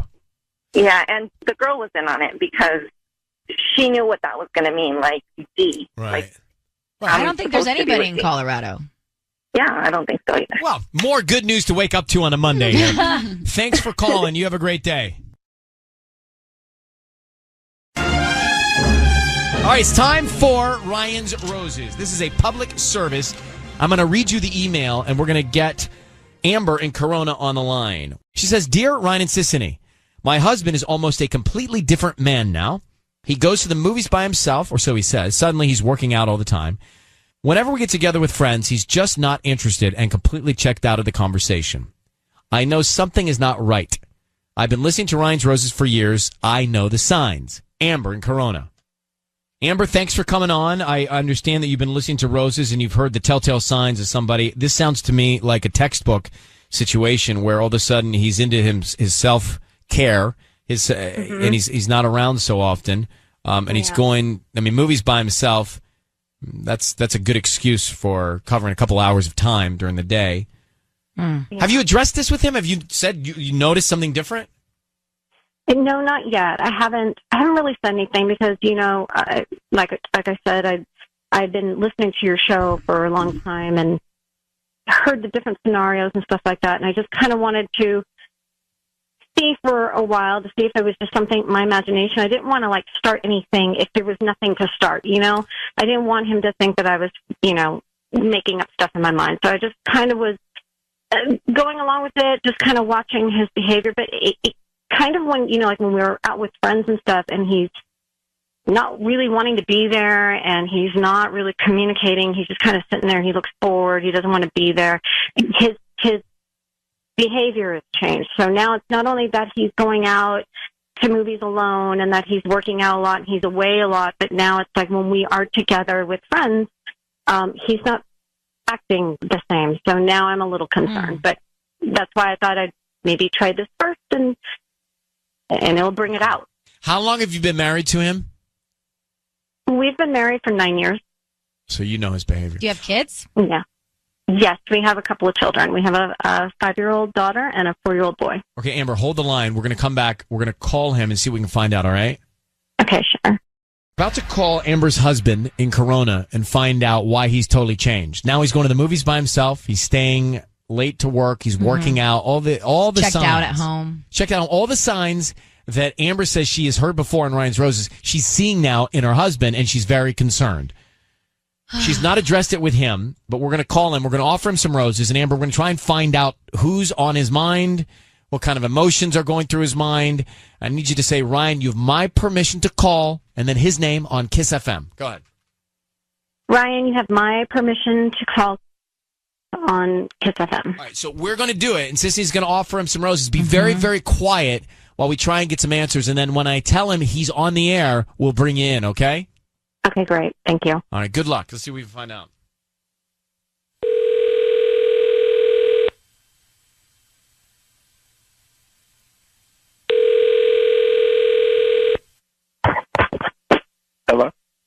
is this Keith? Yes. Hi, Keith. My name is Allie. I'm calling from Crown Bloom. How are you doing this morning? I'm doing fine. Wonderful. Well, we're a new flower shop here in Corona, actually near 6th and Lincoln. There's like an H&R block in this little, in the shopping center there. Do you know where that is? Yeah. Like a laundromat. Anyways, we're right there. It's really small, brand new to the area. So the reason I'm calling is because we're trying to promote our business, and you've been selected to send out a dozen red roses to anybody that you'd like today. They're absolutely free. I don't need anything from you. I don't need a credit card, cash, info, anything like that. Just the name of the person you'd want to send the flowers to. Yeah, okay. I'm going to go ahead and pass. Thanks. Oh, are you sure they're free? I don't need any cash from you. We just send these flowers out by lunchtime today, and then hopefully you refer us to friends and family. We're just trying to promote our business. No, thank you. There's nobody that you would want to send free flowers to? Like a wife, mom, grandma, anybody? No, I don't send flowers to people, and I don't know your business, and I don't. Well, that's why I'm doing this, is because nobody knows our business, and so I'm trying to promote it by giving out free flowers. Are you sure? Yeah, I'm okay. I'm fine. Thanks.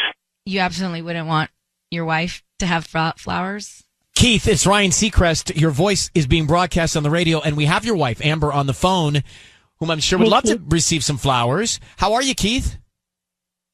Hey, Amber. Hey, why wouldn't you want to send flowers to me? Well, first of all, honey, you know that, like, I just got a random call from someone, and I was kind of worried it was a scam. That was all. It just seemed like too good to be true. It wasn't that I didn't want to get you flowers. Well, they weren't asking for any money, so it wasn't. If it was a scam, I would assume that they would, they would ask you for something that's personal, and they didn't. Keith, understandable. Wouldn't they need your address to give the flowers? Keith, understandable. I totally understand this. I think it's a fair point. But your wife thinks you're cheating on her, so that's why we're calling you. I'm going to tell you. Let me just tell you straight up. She has noticed a change in behavior. You're taking care of yourself differently. You're disappearing to movies by yourself. You're working late. You're just not connected. Is there another woman? Not at all. No. There's not another woman. Well, why this change of pace, Keith? Honestly, Ryan, I'm just bored. It's been. We have kids and a dog, and we have all of these things going on. Amber is just focused on them, and especially the kids. We're running around from thing to thing. It's just been really difficult to make time for us. I mean, she's got these kids. That's our life, Keith. I mean, we have children. That's kind of what we have to do right now. But they're like 4 and 5. I'm saying that's not the life I signed up for. And they. All I'm saying is we have them doing activities all the time, and there's no family time. There's no us time. There's no time to go on dates or do anything. You're only focused on them and their future, and I am with you on that. On most of the things we have them doing now, it's just like this manic busyness. I mean, they're kids. Let them be kids. And my sister doesn't live too far. We can have her come watch the kids sometimes. I understand, but it's.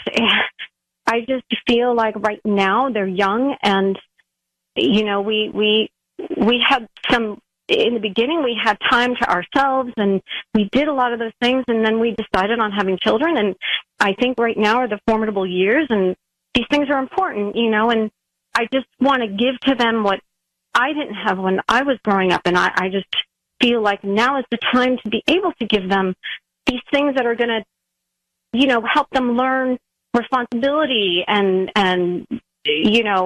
discipline and things that they want to do. I just want to give to them what I didn't have, and I just right now they're still young, and I just feel like I need to be on top of it. And there's time for us. I mean, I understand we could always try and work something out, but I kind of wish you would have talked to me about this instead of just.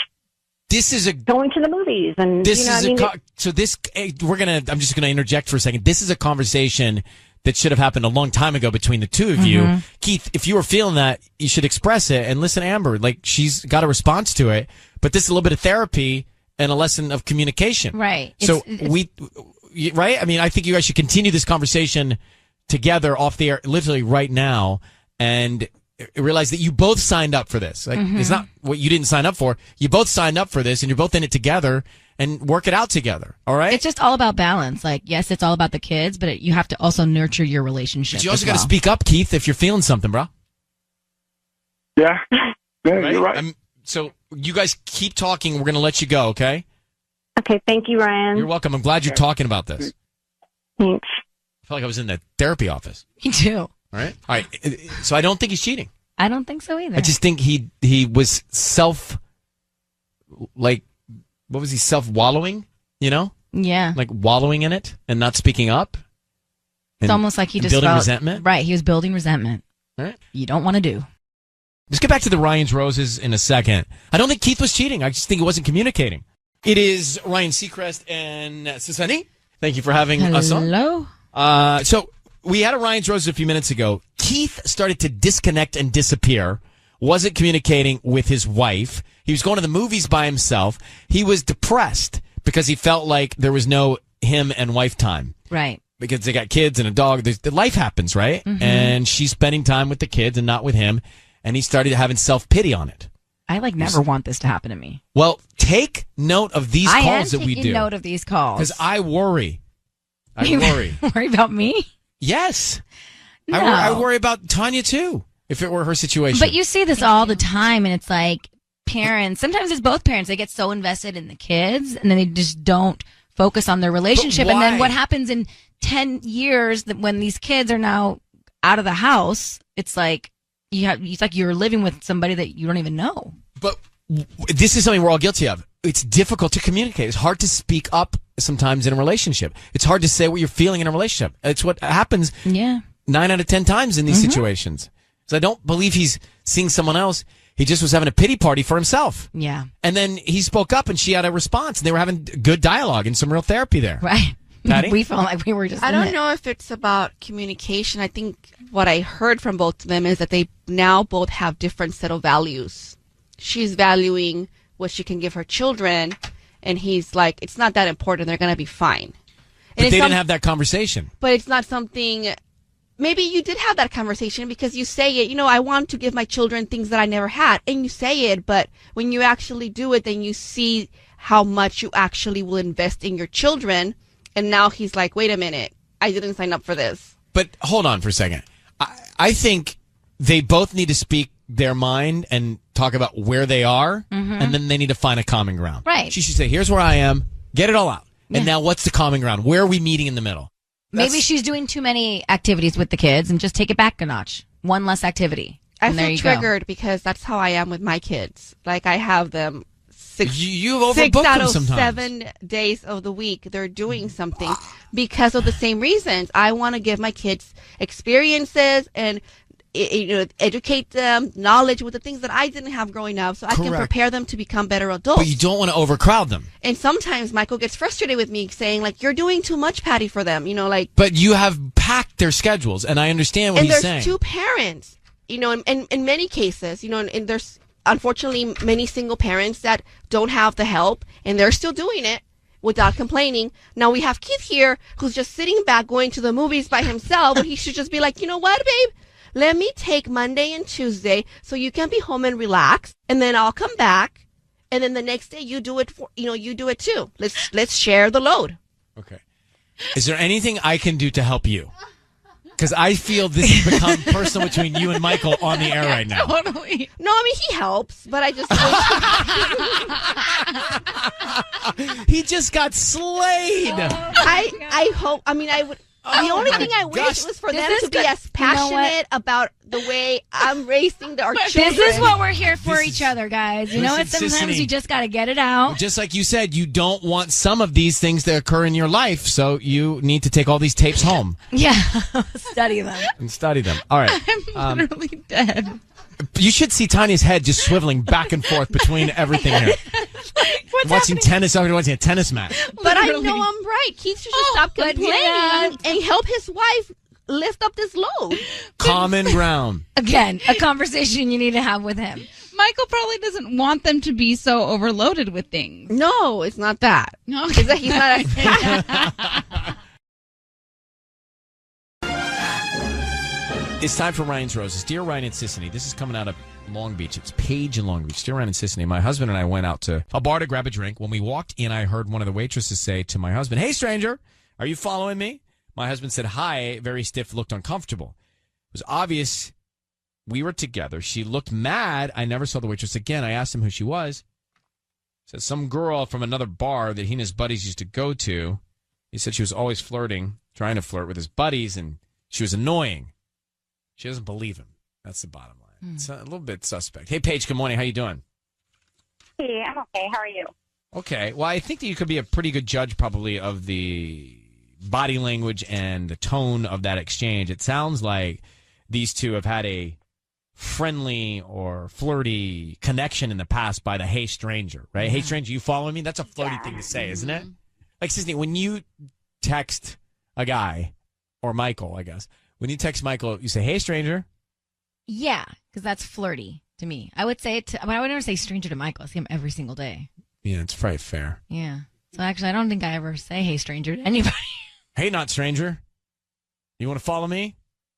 I guess it would work better for Tanya. "Hey, stranger," you would say that, right? I would say that as a flirt for sure. Okay, so it's a flirt. That Paige, it qualifies as a flirt. So I think that you should be a little concerned. He was going to this other bar. He blames it on his buddies. What I think is really fascinating, Paige, is how he says, "Oh, she's annoying."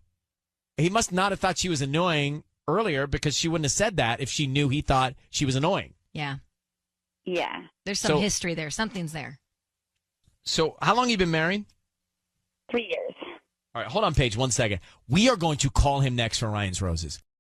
Paige is on the line, married 3 years. She goes into this bar to grab a drink with her husband, and one of the waitresses says, "Hey, stranger, you following me?" to her husband. Now, that's flirty. That means they've seen each other, and he admitted, well, I used to see her at another bar, right? But she'd always flirt with my buddies. He told his wife he found it annoying. Okay. I don't buy it at all. And then the waitress disappeared, right? You didn't see her again, right? No, not the whole night. Okay. Paige, we're going to call your husband of 3 years. We're going to offer him some roses. We want to find out who he sends them to. I need you to say, "Ryan, you have my permission to call," and then whatever his name is on Kiss FM. All right. Ryan, you have my permission to call on Kiss FM. And we are going to. And we're going to try and find out what is going on, okay? Be very quiet until we tell him he's on the air. Here we go.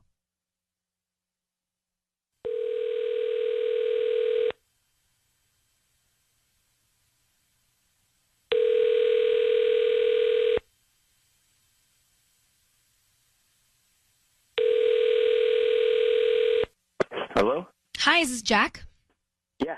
Hi, Jack. My name is June. I'm calling from Beach Blooms. How you doing this morning? I'm good. How are you? I'm good. Thank you for asking. We're actually new on 2nd Street right here in Long Beach. The reason I'm calling is because we're offering a chance for local residents to send free roses to anybody that they'd like today. Is that something you'd be interested in? Roses? Yeah. It's a dozen roses. They're red, and they're absolutely free. What we do is we hope that you refer us to friends and family if you like our flowers, but they're free this first time for you. What, do I need to give you, like a credit card or something like that anyways? No, I don't need any credit card info, billing, no cash. Like I said, they're absolutely free. You can send them to anybody that you'd like today. Pretty much here in Long Beach or even up towards LA, OC, doesn't matter. So I just need the name of the person you want to send them to and then a note. Yeah, sorry, I'm kind of like skeptical of like random phone calls. This kind of sounds like a scam to me. I think I'm going to pass though. Thanks though. Are you sure you don't have like a wife or a mom or a sister, anybody you want to send roses to? Yeah, I'm just going to pass. Jack, sure? Jack, it's Ryan Seacrest. Jack, can you hang on for a second? It's Ryan Seacrest. Your voice is being broadcast on the radio. I have your wife, Paige, on the line. Paige, say hi. Hey. Paige, so Jack, Paige reached out to us, and it is not a scam, but the reason that you're on the air is because she's concerned about an incident that happened the other night at a bar with a waitress that you said was annoying, but she thinks that there may be something going on. Can you help clarify? Okay. Well, hey, Jack, seriously, tell me what happened. Okay, well, first, I mean, if I would have known that this wasn't a scam, I definitely would have sent these roses to my lovely wife. I just, but you want to know about this? I mean, it was just. I want to know what happened, Jack, because you told me that like she was annoying and that she hooked up with like one of your friends, but I don't think that that's what happened because she was really flirty with you, and then she was clearly upset when she saw me there. So what actually happened? I don't know what to tell you, babe. She's this girl that was always like working at the other place that we used to go to, me and the boys, and she just kind of got, really clingy, like I said, with everybody, and I think she went home with one of them, but I never. Then why was she flirty with you? This doesn't make any sense. Like she's just a flirty person, I guess. Here's the thing, Jack. You said that you found it annoying, but she greeted you like, "Hey, stranger, you follow me around?" It doesn't sound like she thought you were annoyed by anything. So I am questioning you really thinking that she was annoying. I feel like you might have been flirting with her. I'm just saying, like, based on what I heard here. Yeah, well, I mean, you're not gonna just tell a nice, pretty girl, that she's annoying and kind of blow her off, but like So you found her attractive. Yeah, you found her attractive, huh? I'm not saying that she's, not pretty, because I feel like, that, I mean, God, what if she's listening or your friends are listening or somebody's. Why does it matter what she cares? I think. Yeah, why do you care what she thinks? I'm your wife. Why do you care what this waitress thinks if you aren't doing something with her? Look, I apparently am on the radio right now, so I think I've said, told you everything that I need to tell you, babe, about this. And if you want me to talk about it more, I'm willing to talk about it off the air. But I think I really don't want to talk about this right here anymore. All right, I'll tell you what. Let's let you guys take this off the air. I think, Paige, you can hear a little something in this voice of Jack's. I'm not settled on it. But we'll let you both go to settle it together. Paige, thank you for reaching out. Okay, bye, Jack. Something happened. I don't know if it was him, but I think she hooked up with one of his friends. I don't know. Yeah, it sounds like he's definitely trying to cover something up. I'm going to tell you that he telling her that he's annoyed by her and she acting flirty to him doesn't match. Okay? Yeah. Ryan's roses a few minutes ago. Jack and Paige, they are married 3 years. They walk into a bar. The waitress goes, "Hey," to Jack. "Hey, stranger, you following me?" Oh, then realizes that his wife Paige is there and she disappears mad. Jack's like, "Ugh, it's just an annoying waitress from another bar that flirts with my friends." Doesn't add up. It doesn't add up. It doesn't. Like, clearly she felt like he was warm enough to say something like that. And if he was showing annoyed vibes, she wouldn't have said that. And then she didn't come back to face Paige again the rest of the time they were there. Susan, what do you think? Okay, am I crazy? But I absolutely believe him. You're not crazy, but I don't think that you're judging it the way I see it. No, I mean, I have to say, because, like, I was a server for a really, really long time, and we flirted all the time with all the customers for tips. That was it. All it was just to feed their egos, make them feel good, maybe make a couple extra bucks. And, like, so I have to say, I don't think that he did anything. Maybe she hooked up with one of the friends, but I don't think it was with this dude. That's what I think. Well, I think one of his friends. Point. Hey, Susan, that's a good point. I appreciate that. Let me ask, Harper, you heard it. What do you think? He walks in and she's like, "Hey, stranger." Yeah, I'm guessing that she said, "Hey, stranger," because it's just been a couple of days since he was in her bed. Oh, I mean, wow. The fact that he said that she was pretty is just like icing on a cake. But he definitely cheated. Wow. I don't know if he definitely cheated, but I don't believe him fully. Patty, I just want to get your take real quick before we hit a break. I don't know. I think he's saying the truth. Oh. And it's just He was really in tune though with calling it a scam and did not bite. He did not bite the bait. No, he did not at all. Right? So you think he knew it was us? I don't know if he knew it was us. Maybe he did. I don't know if he did, but he knew that something wasn't right. So he was already in the I'm not going to admit to anything. He was pretty calm mode. and collected the whole time. Wait, he said something here. Listen to this. I'm not saying that she's, not pretty, because I feel like, that, I mean, God, what if she's listening or. So why does he care if she's listening? He cares. If he's not into it, he's trying to protect her. Mm-hmm. And he said she's pretty. He's just digging the hole. There's something not right, guys. Okay, I'm swaying. I think he's cheating.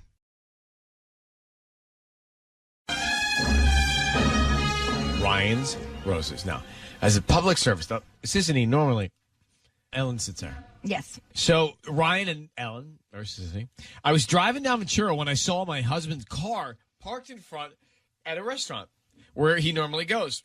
I thought I'd surprise him. When I came around, I saw him walking out of a restaurant with my best friend. So they both got in his car, drove away, and I texted both of them separately, and both of them tell me this lie about what they were doing. Mm-hmm. Like, what? I see it. She's been my best friend since high school. Please help, Alexandra. So, Alexandra, we're going to try and help right now. You were driving down Ventura, and you saw your husband, his car, parked in front of a restaurant. Yep. And, this is my best friend. This is not just some girl I met at a club a few months ago. This is my best friend. I've known her since we were little girls. Yeah. And this is my husband. We've been married for 3 years. This is the love of my life. And so I thought it was really strange that I would see her get into his car. And mind you, I'm just trying to surprise him. I was in his area where he works. I'm just trying to surprise him. Right. And then all of a sudden I see her get into his car. And so I just decided to text him and say, hey, what's up? Where are you? And both of them lied about where they were. Could it be What'd they say? Yeah.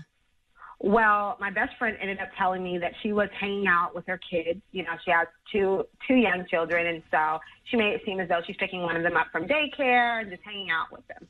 Okay. Before we jump to conclusions, could it be, do you have a birthday coming up? Could they be planning some sort of surprise party for you? No, absolutely not. I'm an Aquarius. My birthday is in February. There is no birthday surprises that should be getting planned right now. Nothing like that. Right. Nothing whatsoever. Let's make the call. We're calling him now. Here we go. We're going to call Alexandra's husband. And Alexandra? Yeah, I'm here. Okay, can you give me some intel here? I need you to say, Ryan, you have my permission to call, and then whatever his name is on Kiss FM. Ryan, you have my permission to call on Kiss FM. And we will. Okay, perfect. So Patty has come in, and Patty has offered him some flowers. She's going to. And we want to send him who he sends them to. And what he puts on the card. Yeah, exactly. All right, hang on. Here we go.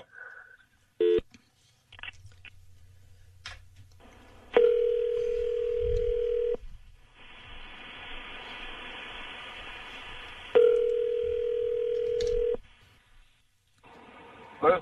Hi, may I speak to Omar? This is Omar speaking. Omar, good morning. My name is Patty calling from Blooms and Company. How are you? I'm good. How are you? I'm doing good. Thank you for taking my call. I'm actually calling you because you've been chosen to receive a free dozen roses. Wow.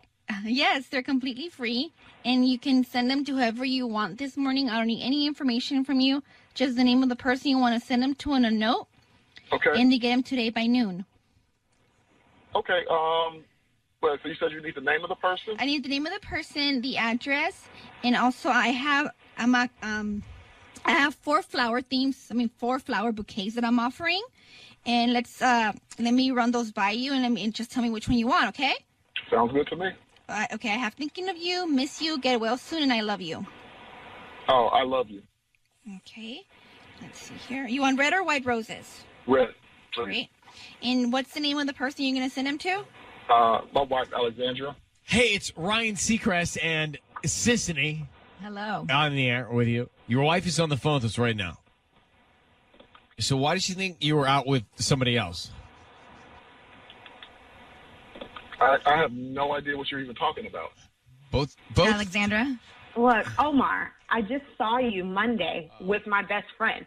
You were hanging out with Marina. Were you guys out to lunch somewhere? Yeah, we were. Exactly. So can you explain to me what the hell is going on? Actually, yeah, I can. Well, we're all ears. The reason that I was out with your best friend is because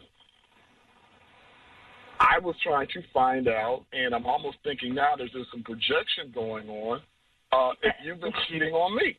Oh, Omar. Wow. Are you kidding me? Is that what you're going to pull now? That I'm actually talk to your friend and ask her, because that's what we talked about. Really? Well, who's this friend of yours that's planting the seed?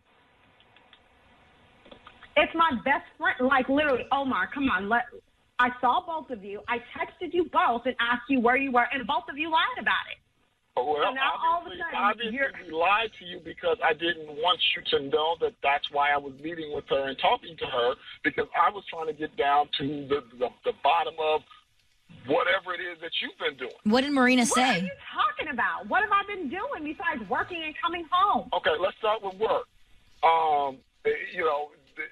And the guy that I'm thinking that you're probably stepping out on is your work husband. Yeah. What's up with that? Your work husband? Really? You Omar. remember that? Your work husband? Yeah. Mm-hmm. Look, all I know is just a married man.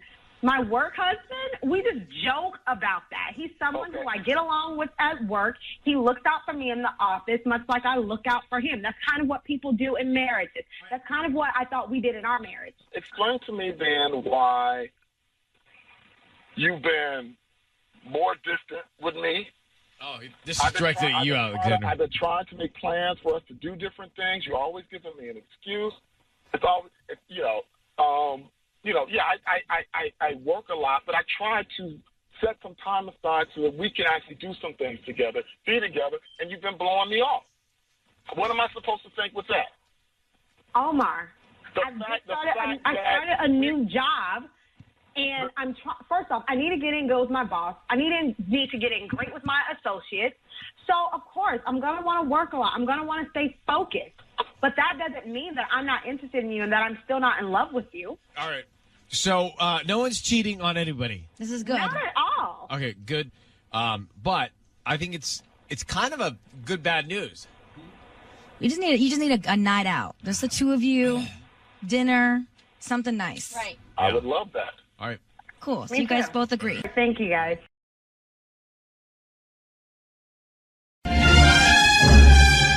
It's time for Ryan's Roses. Dear Ryan and Sissany, I was at work when I got a text message from Amazon that they had delivered my lingerie order. It caught me off guard. I figured it was my husband ordering it for me. I got home, no package. I checked the account. It was actually sent to another woman. Oh, didn't read this far. Okay. I didn't read this far. Another woman and another different address. How stupid can my husband be? Thank you. That was my next question. So let's give him the benefit of the doubt. No, what? Who's the other woman that lingerie is going to? His mom? Yeah. No. Now, so if I wanted to buy lingerie for somebody, would I Amazon it to Connie to hold on to? No.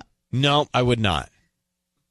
All right, there's no explanation for this unless I don't have a good benefit of the doubt scenario for this one then. Sabrina, good morning. Hello. I think you said it right, and I didn't read the whole thing until just now, but I think you said it right when you said, how stupid can my husband be? He's Amazon priming to another woman and another address. There was another, who could be holding on to, if it were a surprise gift for you, is there anyone on the planet that would make sense to hold on to it for you? No. Do you know who the woman was? A name? Well, it said when I looked it up in the account, it said Marilyn. Sabrina, this is going to get simple real fast and real quick. Canoga Park, you married how long? 2 years. Hang on. I need to know no more. I got to remember to read the bottom half of the email sometimes when I'm doing it fast before. Such a guy. Yeah. How is that? This guy's innocent, blah, blah, blah. And you're like, oh, wait a minute. He sent to another woman. With all due respect, guys and women I know sometimes just read the subject line of an email and then reply. I know this about you. Yeah. That's why I keep my emails short when I email you. And when I say guys and women I know, I do mean me. Yeah. All right, coming up next, we're going to make the call. And it's time to make this phone call Ryan's Roses impact moment for roses. Now, Sabrina said, married 2 years, Canoga Park. She got an Amazon alert that her lingerie had been delivered. She gets home, no package. She checked the account. It was actually sent to another woman at another address. Mm-hmm. That's all we know. That's really all we need to know. I cannot put together what an alibi would be on this one. So, Sabrina, we're going to call your husband. We are going to offer him some roses. We want to find out who he sends them to and what he puts on the card, okay? Yeah, I want to know. Yeah, no doubt. So just say this for me. Ryan, you have my permission to call, and then whatever his name is on Kiss FM.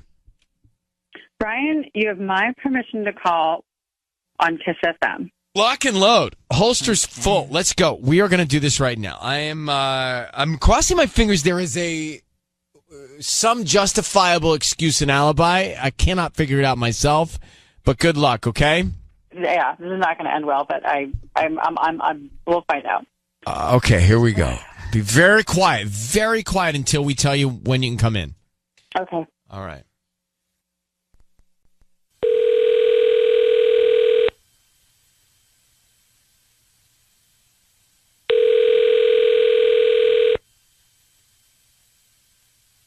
Hello? Hi, is this Will? Yeah, this is him. Hi, Will. My name is Haley. I'm actually the owner of the Secret Garden. We're a brand new flower shop here in Canoga Park. How you doing this morning? I'm okay. Hi, I'm calling because we have a promotion where we're giving away a free dozen red roses, and you can send them to anybody that you'd like. They're absolutely free. No billing info, credit card info is needed from you, just the name of the person. I don't really need any. Are you sure? They're absolutely free. You can put a smile on someone's face today with a free dozen red roses. Yeah, I mean, I don't have any credit cards or anything, so I can't. No, I don't need your credit card info. I don't need any billing info or any info from you at all. I just need the name of the person you want to send them to. Like, are you married or do you have a girlfriend? Yeah, I can send it to someone. Okay, great. So, what's the name of the person? It doesn't matter. I need a name just because it's going to be delivered. So, yeah. First name is fine if you don't want to put a last name. You can send it to Marilyn. Marilyn. Hmm? Okay. And what would you like to put on the note? Well, first, who's Marilyn for you, actually? It's just someone I know. Oh, someone you know. Okay, so what would you like to put on the note? I don't know. So to buy me some points. Buy you some points. Nice. Are you trying to hook up with her?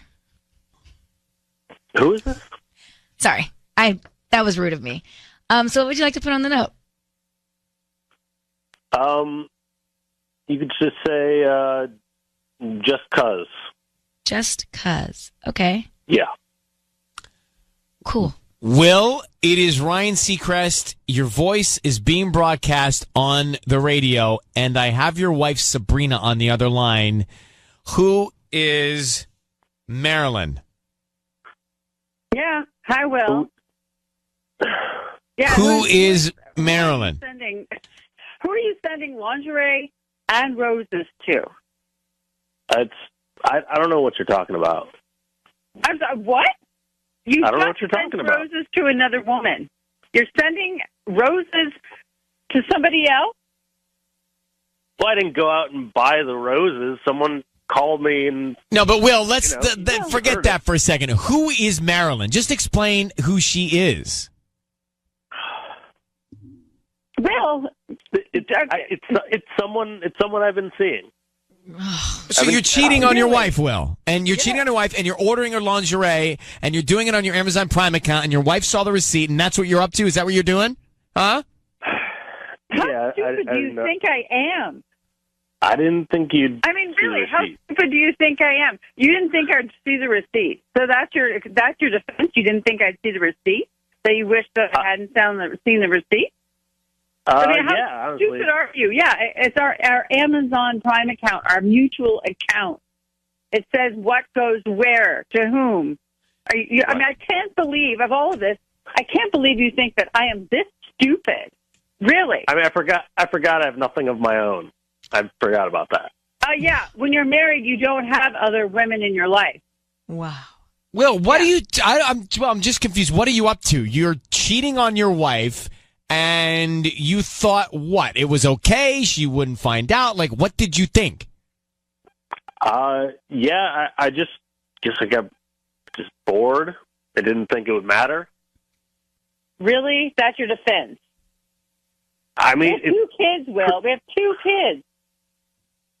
Will, I can't even with you, okay? Sabrina, I can't even with Will. I'm not going to spend any more time We're going in circles with him. Sabrina, your husband's cheating on you. Now, he seems to think it's just fine.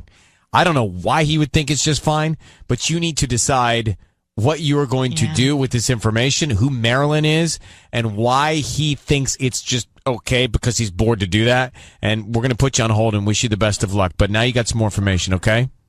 Yeah, thank All you. right. Yeah. Good luck, Sabrina. Now, it's like, I can't with Will. No. So he just acted like, just a little something because I was hungry. You know, He's so I checked was out. bored. But yeah, I don't know. I don't know what to say. Yeah. I don't with him. That's why I put him. I just got rid of him. Can he not? Can he please not?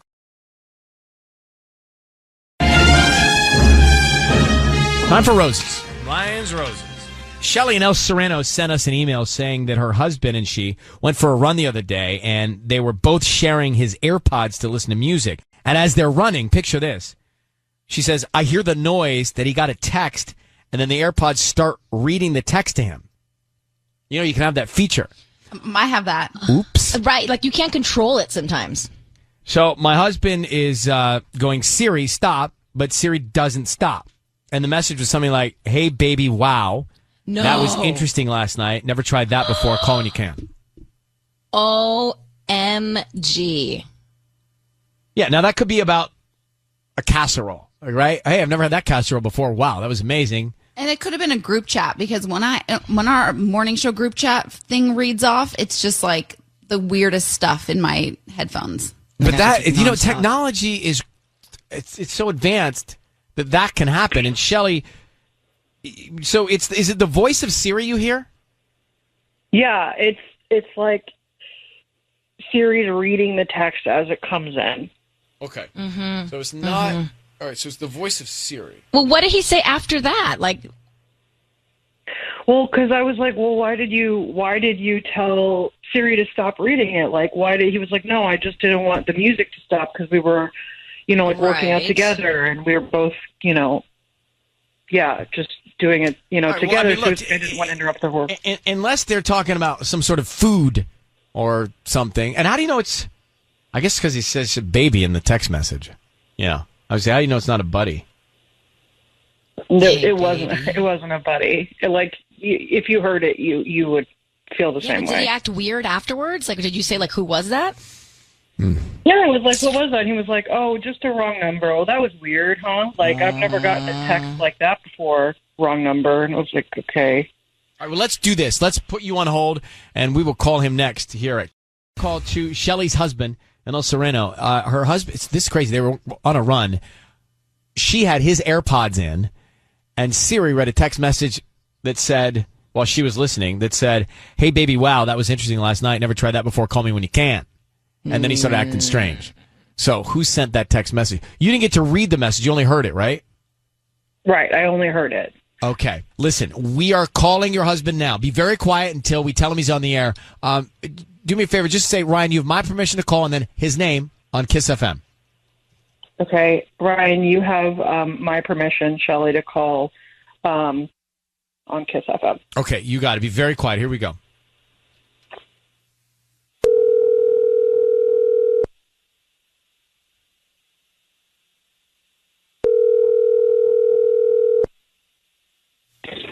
Hello.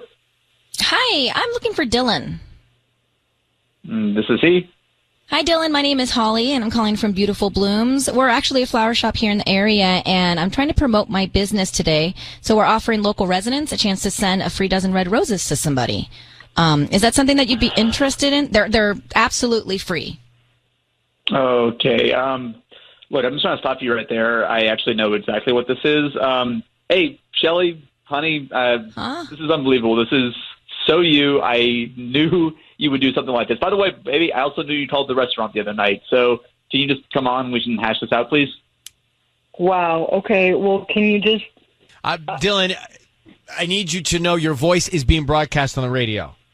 Yeah, I've actually heard this bit before, and we've actually listened to it together. And after what happened the other day, I figured she'd do something like this. So I'm completely aware I'm on the radio. Well, that makes it a lot easier then for us. That makes it easier, Dylan. Thank you. So just come clean. So what's the story with this text message that said, and I'm going to quote it, Hey, baby, wow. That was interesting last night. Never tried that before. Call me when you can. Can you explain that? I hope she told you what I told her, which is the truth, which is that it was a wrong number. Look, Jill, I don't know what else I can tell you, okay? It was a wrong number. I was trying to get it to stop because I thought it was inappropriate, and we were trying to listen to music. But then I called you at the my restaurant. phone. But I called you at the restaurant, and I called to talk to you that you leave at 11, and they said you had left at 10. And where did you go for that hour? then? Yeah, it's because about once a week or so, I try to grab a bunch of deliveries at the end of the night, just as our driver's always so slammed. I want to give them a chance to go home earlier. Babe, also, you can't call my work over these suspicions. It's trying to look bad on me, and I need this job. You know that, especially in this whole situation. I'm sorry. I told you it was I told you what happened. I know. If you don't believe me, I don't know what else I can. So do you believe him, Shelley, or not? Yeah, I guess I do. I'm sorry. Look, I shouldn't have gone about it this way, but I'm sorry. Look, I know you were freaking out about it, and I guess I should have talked to you a little bit more, but I didn't know what else to say. I thought it was taken care of, but it wasn't, obviously. In the future, if something like this happens again, can we just talk about it instead of just sort of holding weird grudges against each other in silence? Yeah, I'm sorry. You're right. That's all right. Dylan, Shelley, thank you for sorting this out here. Dylan, thank you for listening to us, that you made it very easy, this Ryan's Roses call. Shelley, thank you for reaching out, and good luck to you both. Thank you. Yeah. Okay, bye-bye. Well, seems like they're on the same page now. Listen, if everybody just listened to Ryan's Roses, this would be much easier. Well, that helped us cut right to the chase. Shelley calls us. I'm going to put these calls on. And Shelley calls us and says that her husband, Dylan, has been running and sharing AirPods, those are the headphones, so they can listen to music. Well, anyway, he got a text that Siri, I don't know how this works. Siri apparently read the text while they were running, and they were his AirPods, and she heard a message that was, hey, last night was interesting. Never tried that before. Mm-hmm. So They were sharing the AirPods. So he had one in his ear and she had one in her ear. I can't do that. I have to have both in my ear. It's too hard. Aww. So he said it was a wrong number. So we called him, and he knew immediately it was us.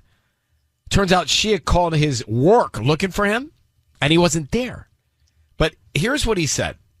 A little sketchy, though, but a lot of opinion on it. So listen, here's what he said, and I'm going to take these live calls. But I called you at the restaurant, and I called to talk to you that you leave at 11, and they said you had left at 10. And where did you go for that hour? then? Yeah, it's because about once a week or so, I try to grab a bunch of deliveries at the end of the night, just as our driver's always so slammed. I want to give them a chance to go home earlier. Babe, also, you can't call my work over these suspicions. It's trying to look bad on me, and I need this job. You know that, especially in this whole situation. So she seemed to believe him.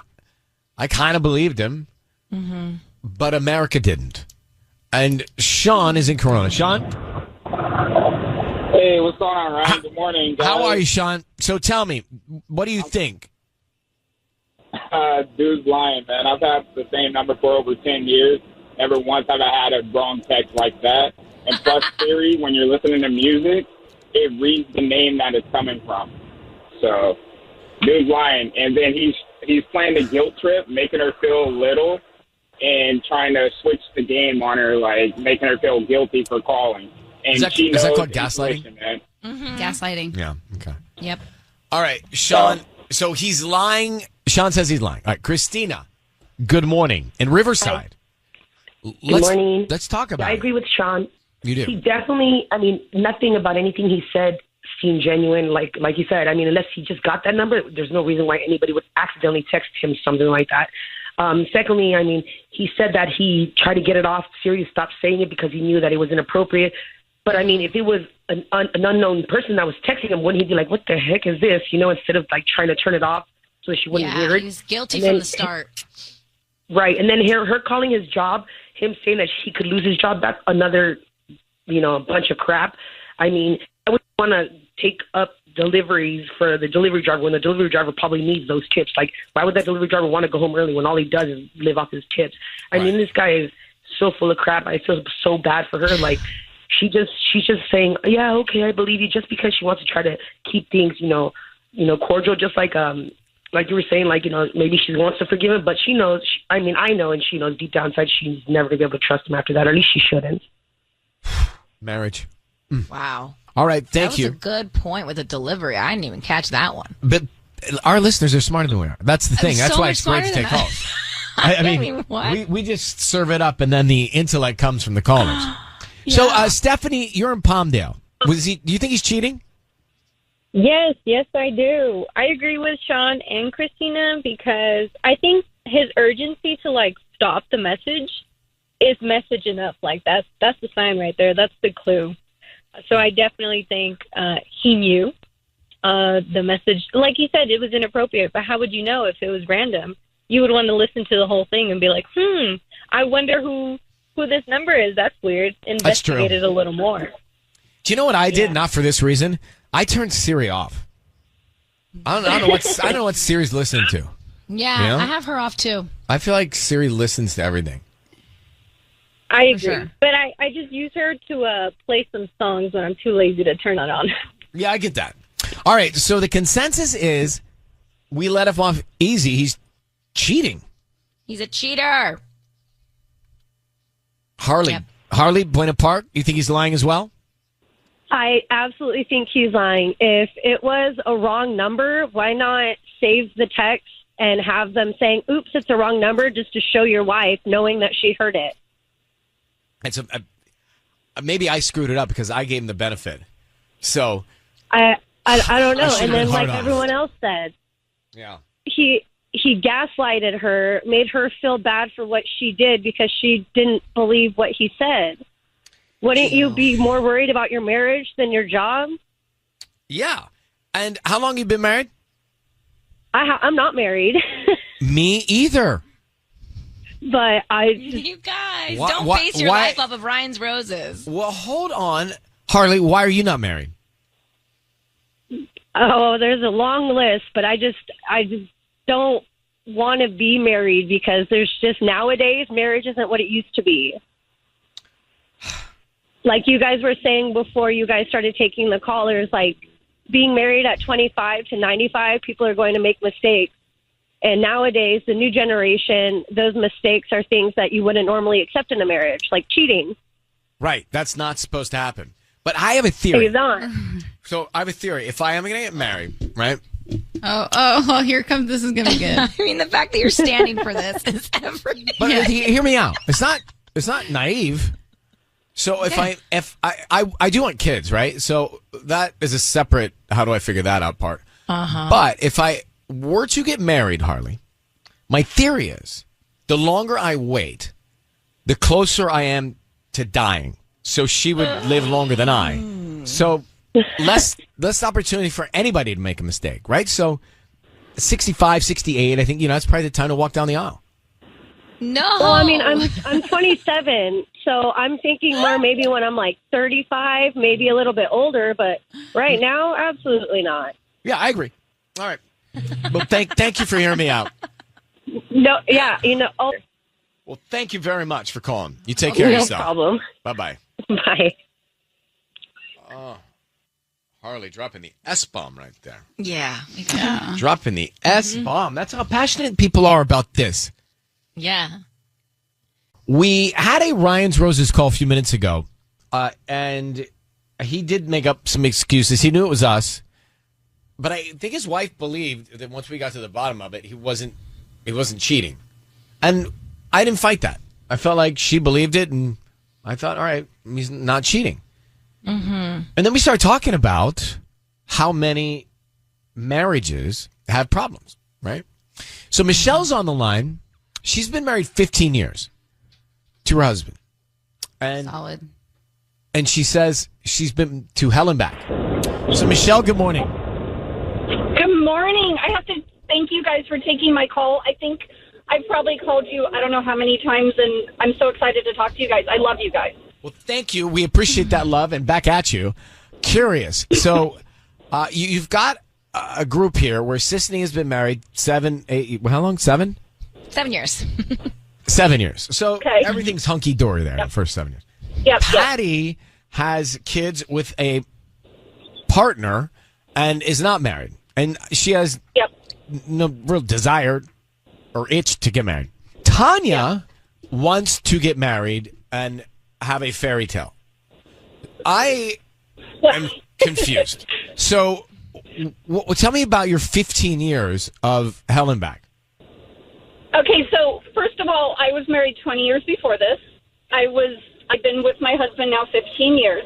Okay. And seriously, my other marriage ended really bad. He did something really bad that I do believe in divorce over. It's a really crazy story. But my husband now came in. I'd known him quite a while. He was actually one of my clients. And we spent about a year together just spending time together. And then he became my best friend. And I don't know if I believe in what's called fairy tale marriages, but seriously, He was my fairy tale guy. And I think you can get through anything as long as you communicate and you forgive. And of course, there's some things that I do believe in divorce, which are criminal things. But other than that, I think, I'm also not a jealous person, Ryan. I'm not a jealous person. So maybe I'm one of the few. I don't know. Well, so tell me about the hell part. Which that was part? her first My husband marriage. now or my ex? My first No, marriage? that was the ex. Oh, boy. But there's no hell part with your new one? Yes, there is. There was. We've definitely both hurt each other, crossed boundaries. We're very different. We're very opposite. But he's definitely done some stuff to cross the line. He's never cheated on me, but when I first got together, I was very insecure, and I thought he did cheat on me before. And we communicated, and he hadn't cheated on me. But seriously, I didn't believe him for a long time. But like I said, we both communicated, and we were there for each other through the really rough times, which are, everybody has issues, and I really think if you work on yourself and if you communicate with your other half, whether it's your boyfriend or girlfriend or husband, I think you can make it through. Yeah. Yeah. Yeah. My husband now has not done anything criminal, thank God, like my ex. But I think, some things, of course, I do believe in divorce over. But really, I mean, we were on the brink of divorce, and we got through it. So good. But yeah, I think a lot of people are jealous, and I think that's really a hard thing to get through in your marriage if you really think your other half has done something to cross that boundary. One of the first things I told my husband now when we were dating is, please, if you ever want to be with somebody else, just don't cheat on me. Step up and just, tell me. And if you want to work it out, we'll see if we can. And if you fall in love with somebody else, then yeah, we need to get divorced, But he's really, really walked me through everything, though. I think you have to be with somebody that's like, okay, we're going to get through the tough times, and we're going to talk, and we love each other, and you need to forgive because everybody makes mistakes. And I think, I'm sorry, I'm babbling, but I think if somebody cheats on you, there's a reason most of the time. Some people, of course, are bad people, but I think some people get really bored, and you need to communicate and keep your marriage spicy and fun, and things are rough. You're there for each other when things are rough. All right, I think people give up more these days. That's very good advice. Love that. Yeah. So if you guys get divorced, reach out because you seem like a perfect wife. Nobody's perfect, but I'm just kidding. like I said, I think my previous marriage or my divorce and marriage really helped me with this one, truthfully. Wow. Well, it was a life experience that led you to be better at this one. Take care, Michelle. Thanks for calling. Thank you. Love you guys. Bye. Love you too. Bye. Bye. Hi, Danielle. How are you in Inglewood? Hi, Ryan. How are you? Well, I'm just interested in this conversation, so I'm going to stick around for it. Yeah. What do you happy think? to talk to you. You. First of all, I want to say I hope that you and Tanya find somebody really special that you can settle down with and don't be scared of marriage. Thank you. Are you That's talking to very Tanya sweet. or me? Yeah. So go ahead. I'm sorry. You think it's possible Absolutely. To be monogamous forever. Yeah, I think it's possible. I know it's not easy, but I think when you get married, you really have to check your commitment level and your values, because you need to have a commitment to yourself, your spouse, any children you have, anything that happens in your marriage. There's a whole community of people that are invested in you, and spiritually, you want to be committed to your God. There's all these different levels, and a person can do it. It's definitely not necessarily an easy thing, but it is possible. Nothing good comes easy. That's right.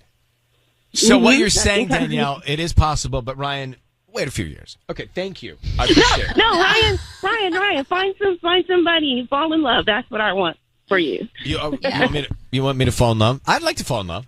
Yeah, don't focus on the marriage part. Just be in the moment, be in love. Listen, I in the last probably 2 years have been open about wanting to be a dad. Like I do think after I saw my niece and saw that life, it's like, yeah, I didn't know if I wanted kids 10 years ago. But now I can't believe I'm just talking to Danielle like she's my therapist. But I've never met her. But I do see that, and I think, you know what? That's a beautiful thing, and that's a fun thing. Then the question is, with whom or how? Right. That bridge I've not crossed yet. Not yet, huh? Baby steps. But I think you'd be a great dad.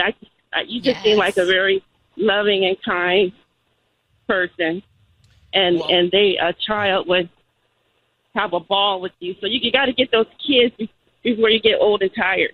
But now I know, Sissany, you would disagree. Well, I'm close to that. I think you would disagree because you balance this, the pregnancy and everything. I often think if I have kids that I would not, that I'm not so sure I would keep all of my work because I'd want to be there. You get some sort of strength when you have children. I can't describe it. Patty, but it's almost as if you miraculously get more hours in the day, and you are able to power through and still work and be a parent. Maybe. But Danielle, thank you for this. I'm glad that we had this open conversation with everybody. Thank you. Thank you. Anytime you want to chat, I'm right here for you. Okay, got you. Bye. Yeah, I mean, you and Patty do it seamlessly. I just think that I wouldn't be as strong. And I also definitely not. Feel like, well, I mean, you really do. I also feel like, gosh, if I did have kids, I don't know if I could keep this job. You totally could. Are you kidding me? This is the best hours. No, but I want to be there and take them to school and do all that stuff. And that's okay if that's what you want once you have children. Are you trying to kick me out? No, but that's okay. I'm just it's a different chapter. It's funny you bring that up. But you know what? There's going to be different times where you'll be there and where you won't. Like, I was actually just talking to Aze and Maxon the other day and kind of like preparing them about going to preschool one day, because I think it might happen hopefully later this year. And I'm already telling them, Daddy's going to drop you off, but Mommy's going to pick you up. Because I know that I'm not going to be able to drop them off at preschool because of my job. But what if that's okay. What if Daddy wanted to drop them off and pick them up? Now what do you do? I got to do middays. Yeah, I guess. It's time for Ryan's Roses. Here we go. If it's a public service, if there's an issue in your world, you can't sort it out, come to us and we'll try our best. Let's get to Ryan's Roses. This one, really pay attention to it. Dear Ryan and Sissany, this one is complicated. Carla in Lancaster says that right out of the gate. I caught my husband cheating a year ago, but we worked it out. So, Carla, thanks for coming on. Good morning, Carla. Tell me what you mean by saying you worked it out. What did that mean? Okay. So the thing is, I have a delicate situation with my husband. We have a somewhat open relationship because I realized when I caught him cheating that his physical needs exceed mine. We're compatible on every level. And so it would be stupid to ruin what we have as far as, our kids, our businesses, our families. it would just be stupid to drag all of that through a divorce. So I just don't want to have to go through that. So the thing is, and we have rules about this, he gets his physical needs met somewhere else. And, he's not supposed to be on Tinder, seeing a new person every day. He's not to embarrass me with, craziness or anything like that. And he has to keep it strictly physical. I don't mind if he's doing something physically with someone and getting his needs met that way, because I'm way too busy. Wow. You don't mind. I don't like it, but I tolerate it because there's so much more at stake if we get a divorce. Why can't you just tolerate being intimate with him then? It's just, I'm just not that kind of person. I'm not that physical. I'm just not. And I'm very busy. We have 2 businesses. We have a bakery. We have another business that I am just really hands-on in. I just don't have the energy really to, All right. So, Carla, you're saying to us, that's your deal with him, but now you're asking for our help because you're concerned that he's falling in love with somebody. Is that right? Yes. Now, the weird thing is when my husband goes out with someone, I can always tell. He always comes home, and you can tell there's a bit of guilt, behind it, because he'll send me flowers. We have a family day, like a big family day or a family weekend. It's like he's trying to reconnect with his family after kind of doing this thing. So it's like, okay, great, whatever. And we I just deal with it. I just know that, he got his physical needs met somewhere, and then we're still a strong family otherwise. Okay, so hold on. The thing is, yeah, I'm just saying that the last couple of months he has not even looked at me or looked at the kids, and I don't know what to do. Okay, I think he's falling in love with someone. Yeah. Hold on for 1 second. We're going to come back to you and call him. All right. Okay. So I think we have to get past what we're all thinking about, right? Yeah, and just get to what she needs our help with. So if he sends the flowers to the other woman, then he's in love with her? Well, he's definitely thinking about her. But to her point, although he's not showing the guilt now, if he was feeling the guilt, he'd send them to her, which would mean he is seeing somebody else, but not on an emotional level, which is her point. Yeah, I don't know what we're going to get out of this. No, she's saying that if he sends the roses to her, then it's emotional. If he sends the roses to her, the other woman, if he sends the roses to her, the wife, then it's out of guilt, and that's fine. I think that's what she just said. I think you're right. Hold on for a second. Let's go back. Carla's on the line. So, Carla, she's made a deal with her husband that he can see other women because she physically just doesn't want to, she's tired.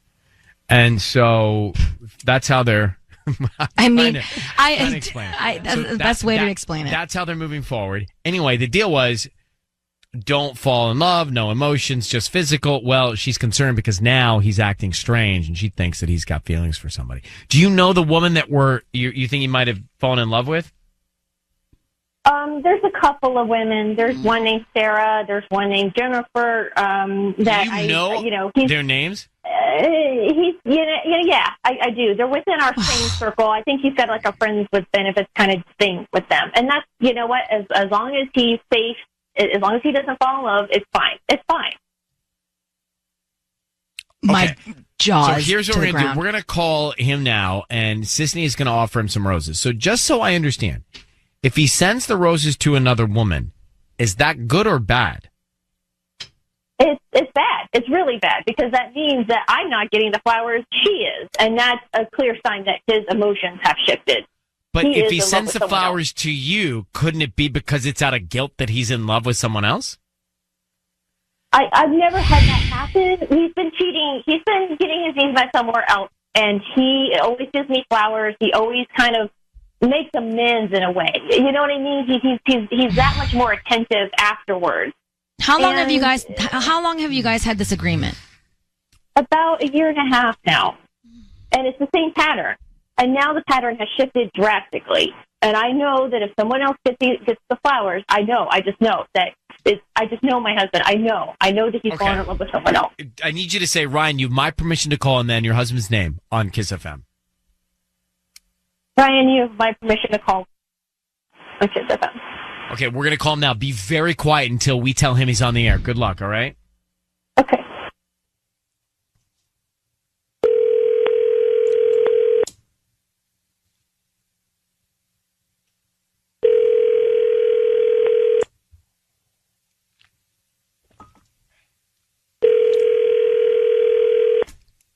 Hello?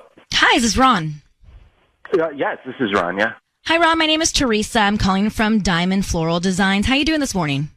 Not too bad. What's going on? So we're new to the area. We're actually right on Avenue J and 20th near the Home Depot. We're a brand new flower shop. And the reason I'm calling is because we're trying to promote our business. It's not doing so great these days. And so what we're doing is we're offering local residents to send free dozen roses to anybody that they'd like today. Before you hang up, they're absolutely free. I don't need anything from you, credit card, cash, anything like that. Just the name of the person you would like to send them to and a note. Okay. Yeah, that sounds great. Great. Okay, so just the name of the, we can start there. The name of the person? Sure, yeah. You can send them to Jennifer. Jennifer. Okay. And what would you like to put on the card? Well, before, actually, I have romantic cards, I have thank you cards, I have I'm sorry cards. Let's go with the romantic card, please. Okay, great. Those have like a bunch of hearts on them. They're super cute. What would you like to write? You know what? You can just put like a heart emoji on there. Oh, just a heart emoji? Okay. Yeah, and then want me to sign it? Love, Ron? Sure, yeah, that'd be great. Ron, it's Ryan Seacrest. Your voice is being broadcast on the radio. I need you to know that. I have your wife, Carla, on the line, and she's asked us to call you because she's concerned that you are falling in love with another woman and developing feelings for that woman outside the rules of your arrangement with your wife. Is that the case with Jennifer? You really, Jennifer? Really? What you just sent me flowers. What the hell is going on? You had the perfect situation, but you just couldn't let it be. You just had to branch out, didn't you? I told you no emotional involvement. No. Slow down. Okay, because look, you said you didn't care. Okay, look, you couldn't find time for me. You couldn't find time for us to be intimate, and you're calling that a perfect situation? I mean, come on. All Ron, you had to do was not have feelings for someone else. All you had to do was not get emotionally involved, not fall in love. You told me it was strictly physical. I caught you cheating, okay? You're the one that abandoned, us, okay? So don't even start.